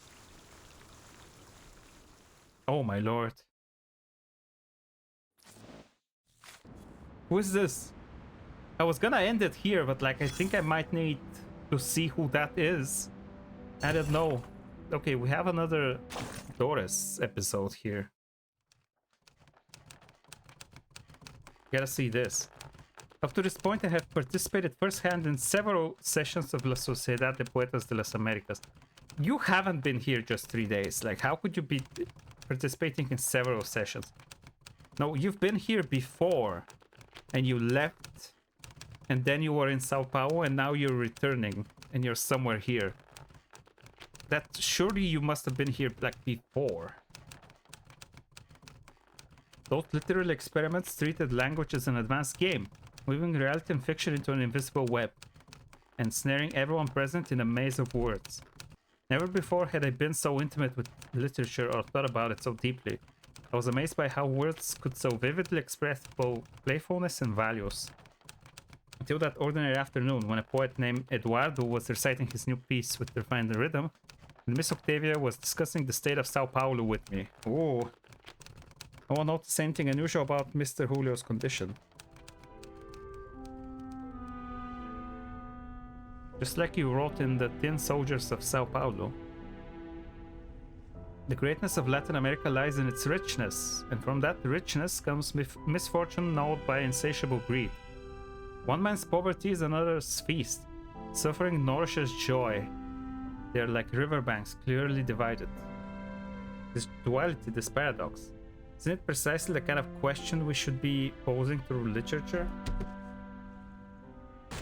The thud of bone against hard surface interrupts her. Julio's banging his head against the wall. Okay, that's a lot. What's happening? Not enough, not enough. Not like this. Can't grasp that space and time. Still missing some essential language frameworks and thought patterns. With our current language system, I cannot catch the ghost of time. I can only let it slip away from the tip of my pen. He's hitting his head against the wall. Mr. Julio, what's wrong with you? Unlike the panic Octavia, the other inmates around Julio seem unfazed. Oh my god. That wall is unscalable, Julio, I told you already. I can lend you some of my bandages from last week if you need them. For a permanently silent object, any form of narration is futile. In the end, you're just wrestling with your own shadow. Huh? What are you all standing around for? Can't you see Julio's hurting himself? Oh god. Octavia seems like the one that's like most kept together here. She's like constantly shocked by the behavior of the others. Everyone here is supposed to have some sort of mental illness. Maybe Octavia is like more stable. I don't know. Octavia is clearly flustered. Doris knows she must first eliminate any outside interference that might obstruct her ability to help. Miss Octavia, please calm down. Tell me, what do you see? It's Mr. Julio. He's hurt. Bleeding. Alright. He tried to break through the mirror of language with his head, but it was actually a wall. It's kind of interesting when you put it that way. By now, Doris has learned how to filter out the surreal embellishments typical of La Sociedad members in order to correctly assess the situation. Mirror or wall, it doesn't matter. Please take a closer look at and describe what you see clearly and without embellishment. What is Mr. Julio's condition? His muscles are spasming uncontrollably, as if jolted by a cold electric current. His face is tightening, twisting, like he's struggling against a silent force. His fingers are curling into unnatural shapes. Okay. I mean, it sounds like he hit his head too hard against the wall, and now he's having a... like a... what was the word? A seizure. His expression keeps changing. First pain, then panic, finally blankness. Sounds like he's having an epileptic seizure. Yeah. Perhaps I could offer some help. Or epilepsy specifically. Could have been like, not all seizures are epileptic, so I didn't know if it was epileptic. I think it's just because he hit his head on the wall. Guided by the sound of Julio's whispers, Doris approaches. His head is bloody. Please, Miss Octavia, help me. Wait. So I can help him. I forgot she's a doctor. What if she's the physician then? Like, why wouldn't she be the physician? She is literally a doctor. Oh my god. Am I stupid? I forgot. Please, Miss Octavia, help me so I can help him. Could you lay him down flat on his side? I have to stop him from hurting himself. I can use my arcane skill. Flashing lights could worsen an epileptic seizure. Does your arcane skill emit intense light? If so, I must ask you to refrain from using it. Octavia hurriedly retracts her incantation. Presses down on Julio's shoulder and lowers him onto the cold hard floor. The doctor kneels quickly and gently turns the man onto his side, preventing him from injuring himself any further. As time passed, Mr. Julio's convulsions began to subside, but his body remained stiff, his jaw clenched tight. I took a disposable bite pad from the first aid kit and carefully placed it in his mouth to keep him from biting himself. Eventually, the situation came under control and Mr. Julio's breathing stabilized. And there everyone went, straight back into the gathering as if it were only a minor inconvenience. Thank you for your help, Miss Earth. The doctor responds with a silent smile. You seem experienced. Was it a major part of your responsibilities in Sao Paulo? Yes, saving others is my profession. Writing is my hobby. In my home, I'm first and foremost a doctor. Miss Earth, you have my utmost admiration. As a doctor, as a writer, and even more as a person beyond any social categorization. You're a doctor who actually lived in the favelas, pointed the barrel at yourself before wielding your words as a weapon. Okay, so it is after Sao Paulo then. But it's like also, it can't be just 3 days, right? I think that's weird. The timeline is weird. Compared to you, I've achieved nothing of substance. All I do is wave ideals around, as if that's enough. Miss Octavia, I'm simply a writer who follows her curiosity. I'm afraid I'm not qualified to provide you with any concrete advice, nor am I as great as you say. You're well prepared for your vision and ambition, for modesty is such an essential part of writing. And you've just demonstrated a skillful use of introspection. Why are some of these lines voiced? Like, I keep being confused. Like, for these sections, it's like sometimes the whole thing is voiced, sometimes just a part. Most of the time, it's not at all voiced. Thank you for your kind words. There we go. But I'd like to return to my room and think for a while. See you tomorrow. How long has she been here? I struggle to understand. Oh my god, these rooms. The idealist pursues his ideal to erect the magnificent vision atop the Tower of Literature. But for those outside the tower, what good is that magnificence? Here I am locked away in a prison, my words going no further than these walls. I even only have my life because of my wretched father. It was foolish to think that ideas alone could ease people's pain. Maybe we're no different from the heretics who were buried at the stake in the Middle Ages. Curious. Wants to erect a magnificent vision atop the Tower of Literature. But for those outside the tower, what good is that magnificence? What did he say? Visceral realism? Curious. Have so many professionals like Miss Earth, doctors with real expertise, can truly save a person. Wait, but this prison does have a doctor. A doctor meant to handle every kind of issue, whose specialty is precisely in the mental field. he's not just a doctor, he's the overseer of this prison. Okay, so she is not the physician then, Doris. I once asked the idealist why the person in charge here wasn't a regular jailer or police chief, but a physician.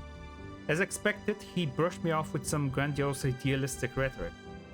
But why has the idealist always seemed so opposed to the physician? Why? Why can't patients like Mr. Julio, who are clearly suffering, be sent him? Puzzles on top of puzzles. Questions after questions. It's crazy. My head. She's not built for this place, kinda. It approaches things with the logical part of her brain, and not that much the emotional. Her sigh echoes through the circular building. It is soon answered by a chorus of other sighs. I can't do this anymore. Curious what's up with her as well.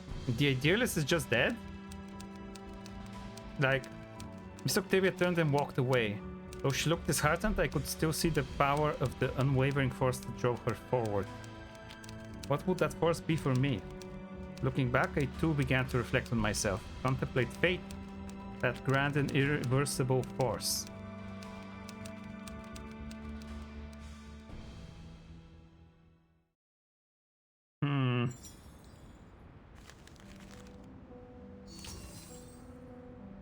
Alright. Hold on, there was another thing here or not? No, there isn't. Spider's web. Do we do one more? One more. I don't know if it's like 21 or 24 chapters. If I do 8 now, like for part 1, I can do part 2 another 8, and part 3 another 8. I can do one more.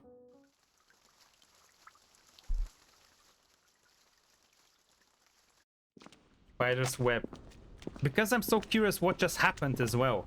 Ladies, Let's I see must just a little bit apologize more. for what happened back there. Yeah? We were caught off guard. There has never been a commotion of that scale before. Who had I a must gun report is what this I'm to the physician. asking. Don't worry, Miss Jailer. We made it out in one piece. Who was the person at the end? Thank you for your understanding. Ordinarily, I would arrange to escort you to a safer location, but I'm afraid at this hour you'll have missed the last train. And the roads are icy at night. Okay, we just stay here. Hearing this, Recolette exchanges a quick but meaningful expression with her companions. Psst, Verdun, we can't leave like this. We appreciate your kind consideration, Miss Jailer, but we still have some unfinished business here. That's true. I see. I'll arrange a clean room in a safer section for you. Yep, that sounds good. We'll do our best to ensure your safety tonight. How did you pick up your sword? I did not get to see that. That's also something I'm interested in. Cell, Komao prison. Yeah, that's not that safe, is it? Night falls as the girls huddle together, scrutinizing their unfamiliar surroundings. Just give us a prison cell and we're They good. actually found us a spare room. Yeah, that looks just like a cell. I'm not sure if I should be Quiet that and happy somber. about it. It's a cell like all the others. It's just a cell. It's not a room. Don't worry. This isn't the first time we've ended up on the wrong side of the bars. Yeah, it's happened. At least this time we're just here for the night. Not a full sentence. That's crazy. So Neto lets out the whisper thin protest. Though this cell is quite different from the ones we've been in before. Yeah, it's in full view of the tower. Not just the cell. The whole prison is unlike anything I've seen. The Panopticon is fucked up. Yeah. And the society they've been running here isn't some mere pastime. They're having real discussions about meaningful topics, even though the rest of the world has been cut off from them.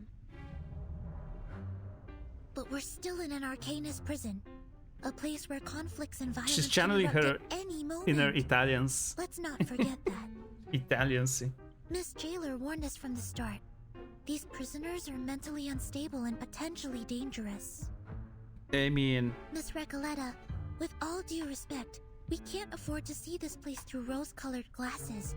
We'd be overlooking the risks, as we did earlier. yeah, what happened earlier? We And still with don't all know due who that respect, person Sonata, was in the we end. didn't overlook any danger. At least I didn't. A writer must be observant if she is to accurately I didn't reflect the overlook world in shit. her I don't know writing. what you're saying. But you... We came here with different goals. And still, None of them have been accomplished. We've done nothing so far. We just saw a person die, we and that's focus on it. our respective missions instead of fighting with one another. Apologies, Timekeeper. Miss Recoleta, I take back everything I said. Okay. Don't apologize, Soneto. I'm at fault too. Sometimes I forget that words can be as sharp as swords. You were only thinking about our safety. I shouldn't have been so rude. I actually really admire how you fought back there. If you'd allow me, I'd like to write a poem for you, once my novel's finished. Sure. Nice. That's terribly kind of you. But honestly, I think we've had enough poetry today to last a lifetime. There's never enough poetry, Let me know like, if come you on. change your mind. By the way, did either of you see what happened to the idealist? No. I was curious. What happened? Recalling the recent conflict, the indomitable girl finally hesitates. The jailer told me she went back to the gallery once everything calmed down. She found nothing. No blood, no shell cases, not even a trace of the idealist. He just disappeared. Timekeeper, now's really not the time for ghost stories. Why not? We need to talk about it. Do you mean that maybe the idealist somehow managed to get out of there on his own? I think he's like a Perhaps spirit. someone else helped him. Well, according to the idealist and our jailer, any inmates who are unwell will be taken to the physician. It's possible someone brought him there. While Maybe. everyone else was I shouting thought the and running physician back. entered at the end of You're the last It chapter. could be that he's with the physician right now. I'm relieved. That was a sudden plot twist, but a visionary of his magnitude doesn't deserve to die in silence like that. To be fair, the gunshot was quite loud, as was the ensuing commotion. Nonetheless, he couldn't have just died like that. I mean, the readers would riot if a writer were to kill off a character so abruptly. I mean, it depends, obviously. You believe he's still alive too, am I right? She knows her words are mere cover. She needs an answer, a real, undeniable answer. There's nothing that we can be certain of for now. But on a brighter note, we didn't come back empty-handed from our mission either, Soneto. Didn't we? We found Dr. Dorez's signature in the gallery. Oh yeah. You were right all along, Recoleta. She was here. So weird. Where is she now? But we didn't see her at the gathering. Was she sent to the physician? Could something have happened to her? Like with the idealist? Do you think she was also sent to the physician and That's never just made it what I back? said. This is all just speculation. If we want to find the idealist, or Dr. Dorez, we need to speak to this physician first. Miss Recoleta, do you believe that the idealist could be your pen pal, Aleph? That's what I thought. Whether he is or not, he's still my best lead. That name touches a nerve once again. Amigas, I've had this strange feeling in my gut since we got here. Something is slowing us down. Now, to figure out what it is... Silent fear grips her like ripples suddenly appearing on a once still lake, unsettling in its quiet disturbance. Look, it's a wild guess, but just wait till I finish. What? It feels like everything happening in this prison is somehow connected to my novel. El auge y la caída de la cordura. Really? We're no strangers to wild guesses, and sometimes they're closer to the truth than you'd think. So this... So what now? The rise and fall of sanity. Sorry. What exactly is your story about? Don't ask her to explain, she constantly fails to do it. Huh. Nunca pensé que te interesaría. Huh? It starts... Sorry, it's been a while since I told it from the beginning. A few years ago, I worked as a forest ranger. It happened in a desert town called Panopticon, in Sonora, back in 1975. Nora, 1975. Patient listeners watch the stammering girl waiting for the next part of her story. You know what? Most people say the beginning's a bit hard to get into. except for Aleph. I'm thinking of rewriting it. Okay. But if you like the sound of it so far, maybe I could read you the latest part I just She finished? got so distracted. She was... Just explain it, come on. That is the reader's expressions, guessing madly at their responses. Please. Just continue. Yeah, she gets distracted. Oh, there we go. Todo empezó con los datos de frecuencia de las cintas. Frequency data from the tapes. Yeah, there were a bunch of cassette tapes. Parecía haber cambiado. Al principio, Para la investigadora de causality paracausalidad researcher. lo atribuyó a un error estadístico. Un fallo, tal vez. Oh, sorry. But after a few days and long nights of Yeah, she meticulous just spoke in calculations, Spanish. that explanation only became less and less plausible.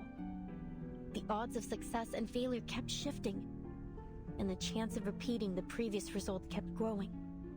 It was as if someone had tampered with the rules Curious. and tweaked it to their liking. She took her findings to Amalfitano, the town of nothing, as they called it then.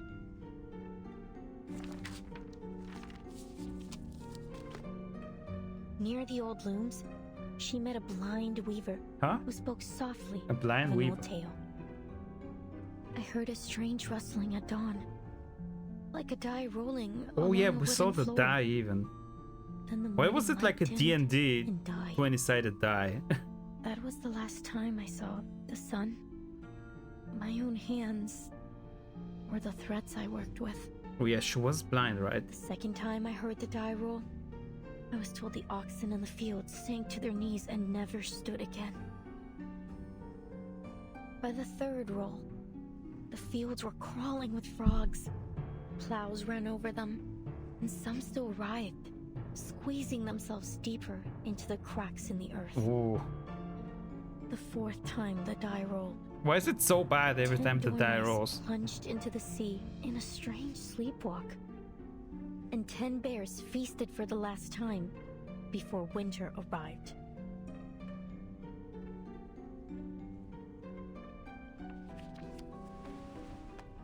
The final roll of the die was cast in a cage during a duel. This die is Before a real. crowd of eager And eyes, it's here. But what is the it? winner left with 10 pounds of gold, and the loser left with 10 flies, which fell on him to feast. Damn. Very flowery language. But what does it mean? The quiet spreads through their cell like a rolling tide. Is that all? Seems like it. And then what? Well, there's more, but I haven't quite figured those parts out yet. Oh, great. Any thoughts? Anything. I can take it.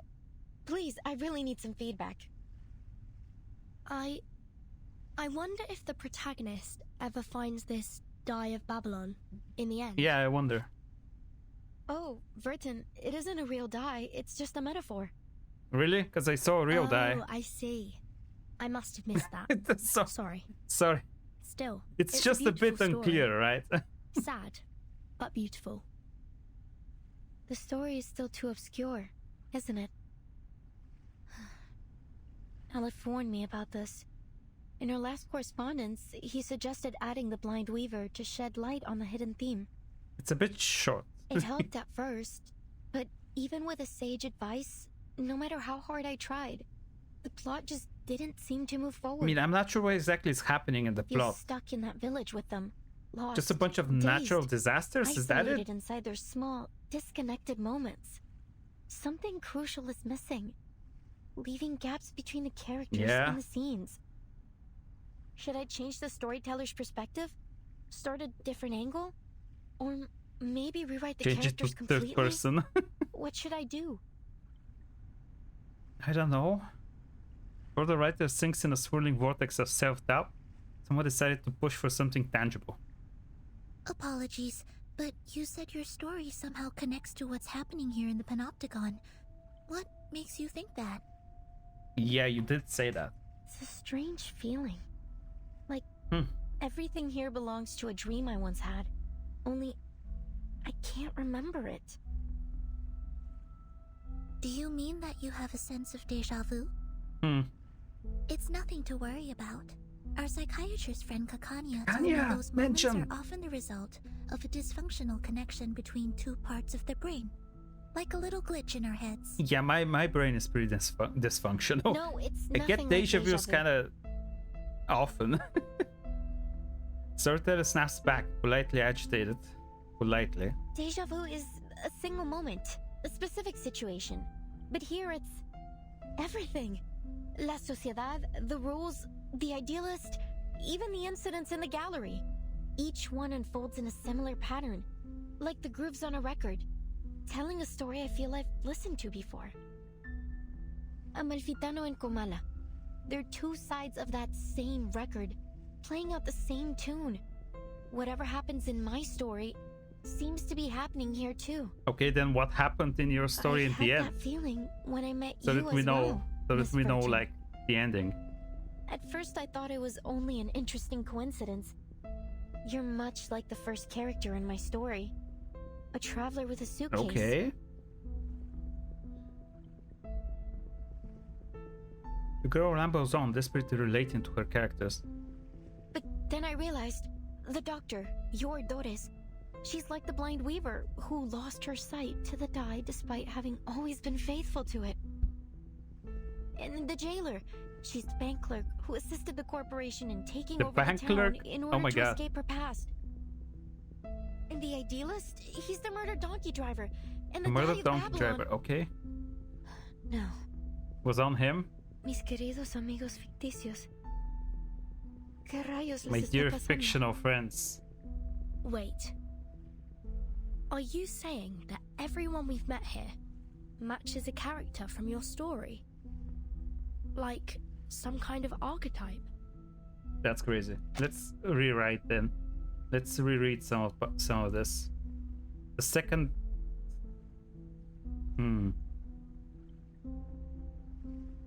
The morning light dimmed and died. The second time I heard the oxen sank to the knees, never stood again. Where's the murdered donkey? As you said, was it here? So your explanation is kind of lacking. Very unclear. Then Dormice plunged into the sea.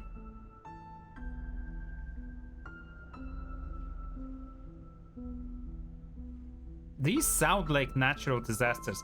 You're saying this like it's the fucking, like what was it? In Egypt, and the god in the Bible like punished the Egyptians. The pestilence and stuff.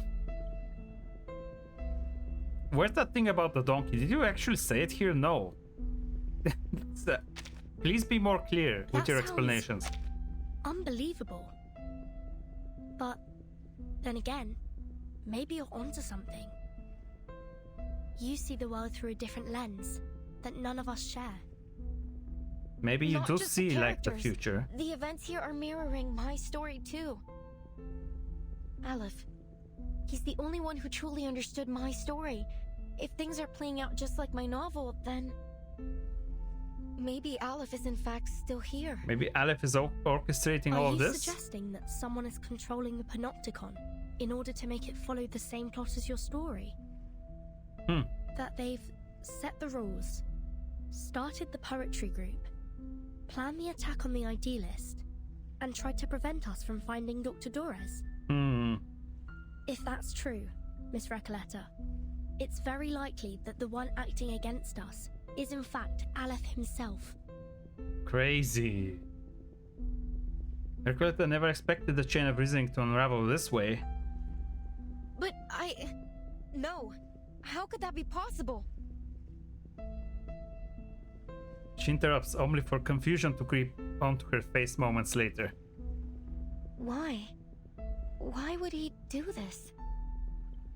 I don't see any reason why he'd be connected. He's an intelligent, cultured, and profound person, not a common killer. Yeah, well, maybe the Idealist isn't dead. None of this adds up. Remember, Dr. Doris was brought to Ushuaia by the Xeno rebels. Yeah. And we know they're connected to Manus Vindicte. If this Aleph really is hiding Doris from us, he may be working with them. Possible. Herculeta stares blankly for a time before clumsily shifting the topic. Oh, my... Soneto. I didn't know you had such a flair for stories. Maybe you should join us and become a visceral realist too. I think you're only imagining things. Perhaps you were inspired by this strange prison? Perhaps we all need to start writing our own stories. Come out now. Whoever's out there, speak up. Oh, great. I was waiting for the fight to happen. How can we help you? I remember that there was like, it cost energy to start this.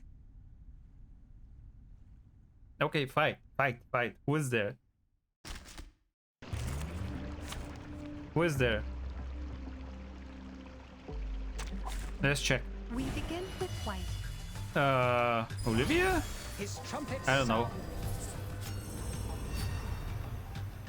Get him. Judgment Day has come.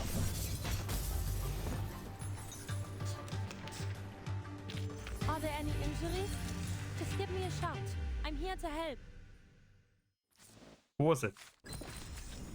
Oh, it ended. Okay, well, we're gonna find out the next time then. Finish 8. Did unlock this. Typewriter, record.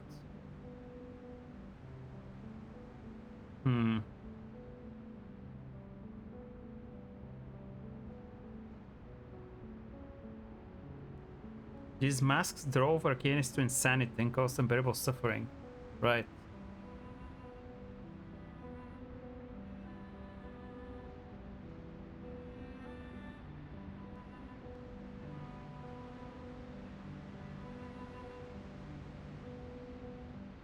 They seek to completely destroy humanity.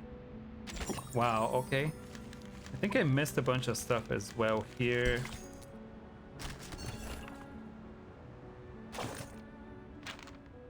National Foucault Studies Association was founded by scholars alongside the junta to support the study of Foucault's theories. That's a regular common was established in this publication. Since paper is about as old as I am, yet you somehow managed to find a copy.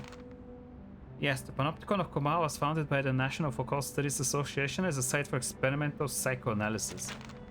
Read about it. A single watcher could observe all prisoners.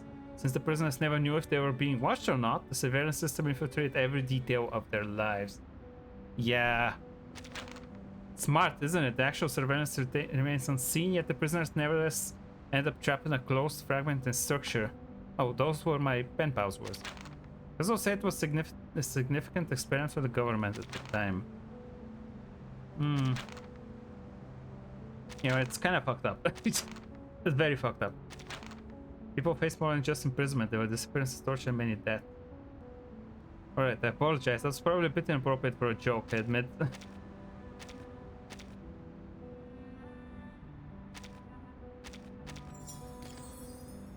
Damn. One thing I want to check now. I got some new music.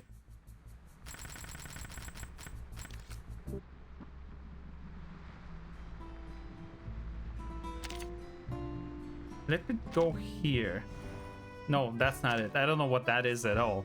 There's so many side things here that I don't know what they are. I wanted to check.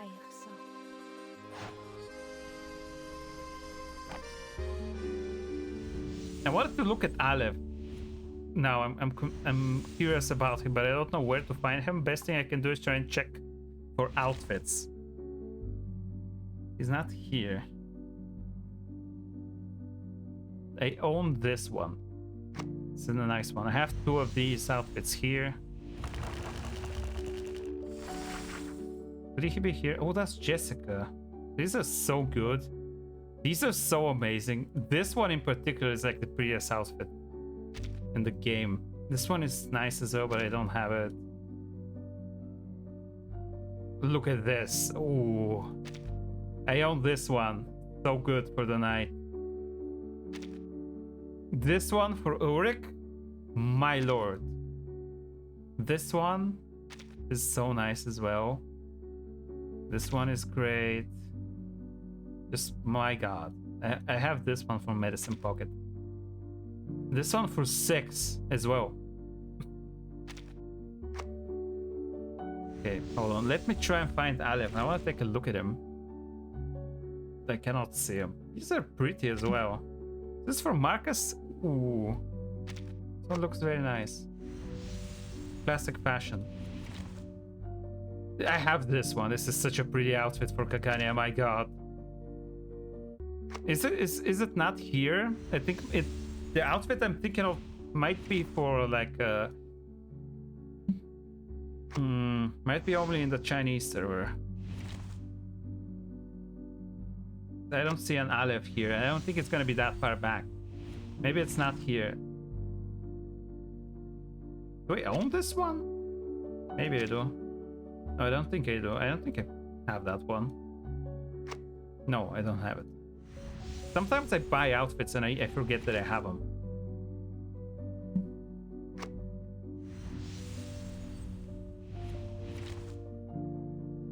This one I haven't bought yet. Maybe I should get it before it leaves the shop. Potentially. Hold on. Okay, yeah, this one is one outfit. Oh, that's not the one that I was thinking of. Maybe I'm thinking of like Karen one. It's like super like biblically accurate angel or whatever. Okay, so this one is Aleph.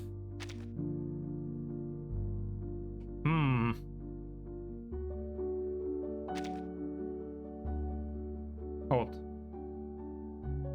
I clicked it and now the game's gonna break on me. Oh no, this is just gonna open like a link to YouTube. Oh, hold on. Never mind. Feast of imagery. The dead, the dying, the manic, the deranged are his creations.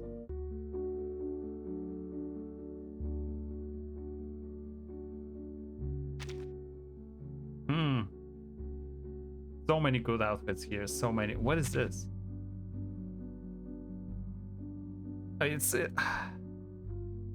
I'm losing connection. It's starting to break on me. Hold on.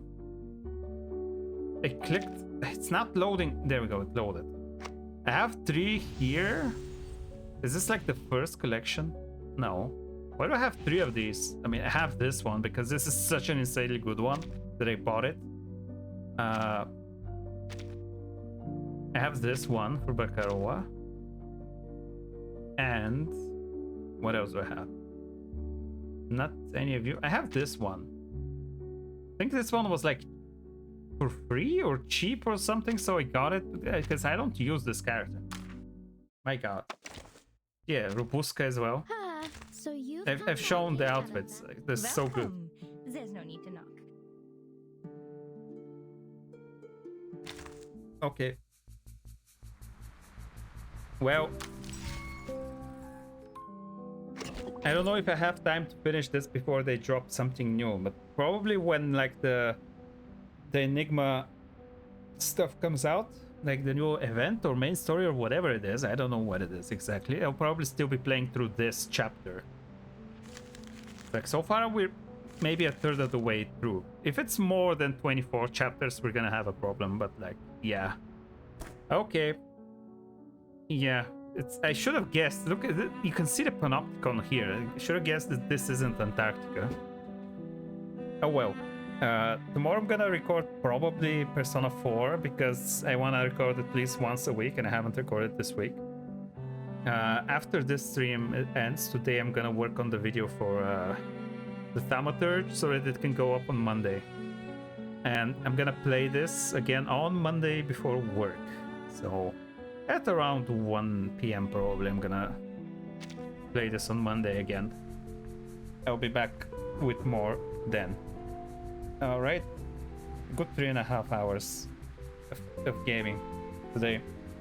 I'm gonna go work on the Thaumaturge video. Bye bye.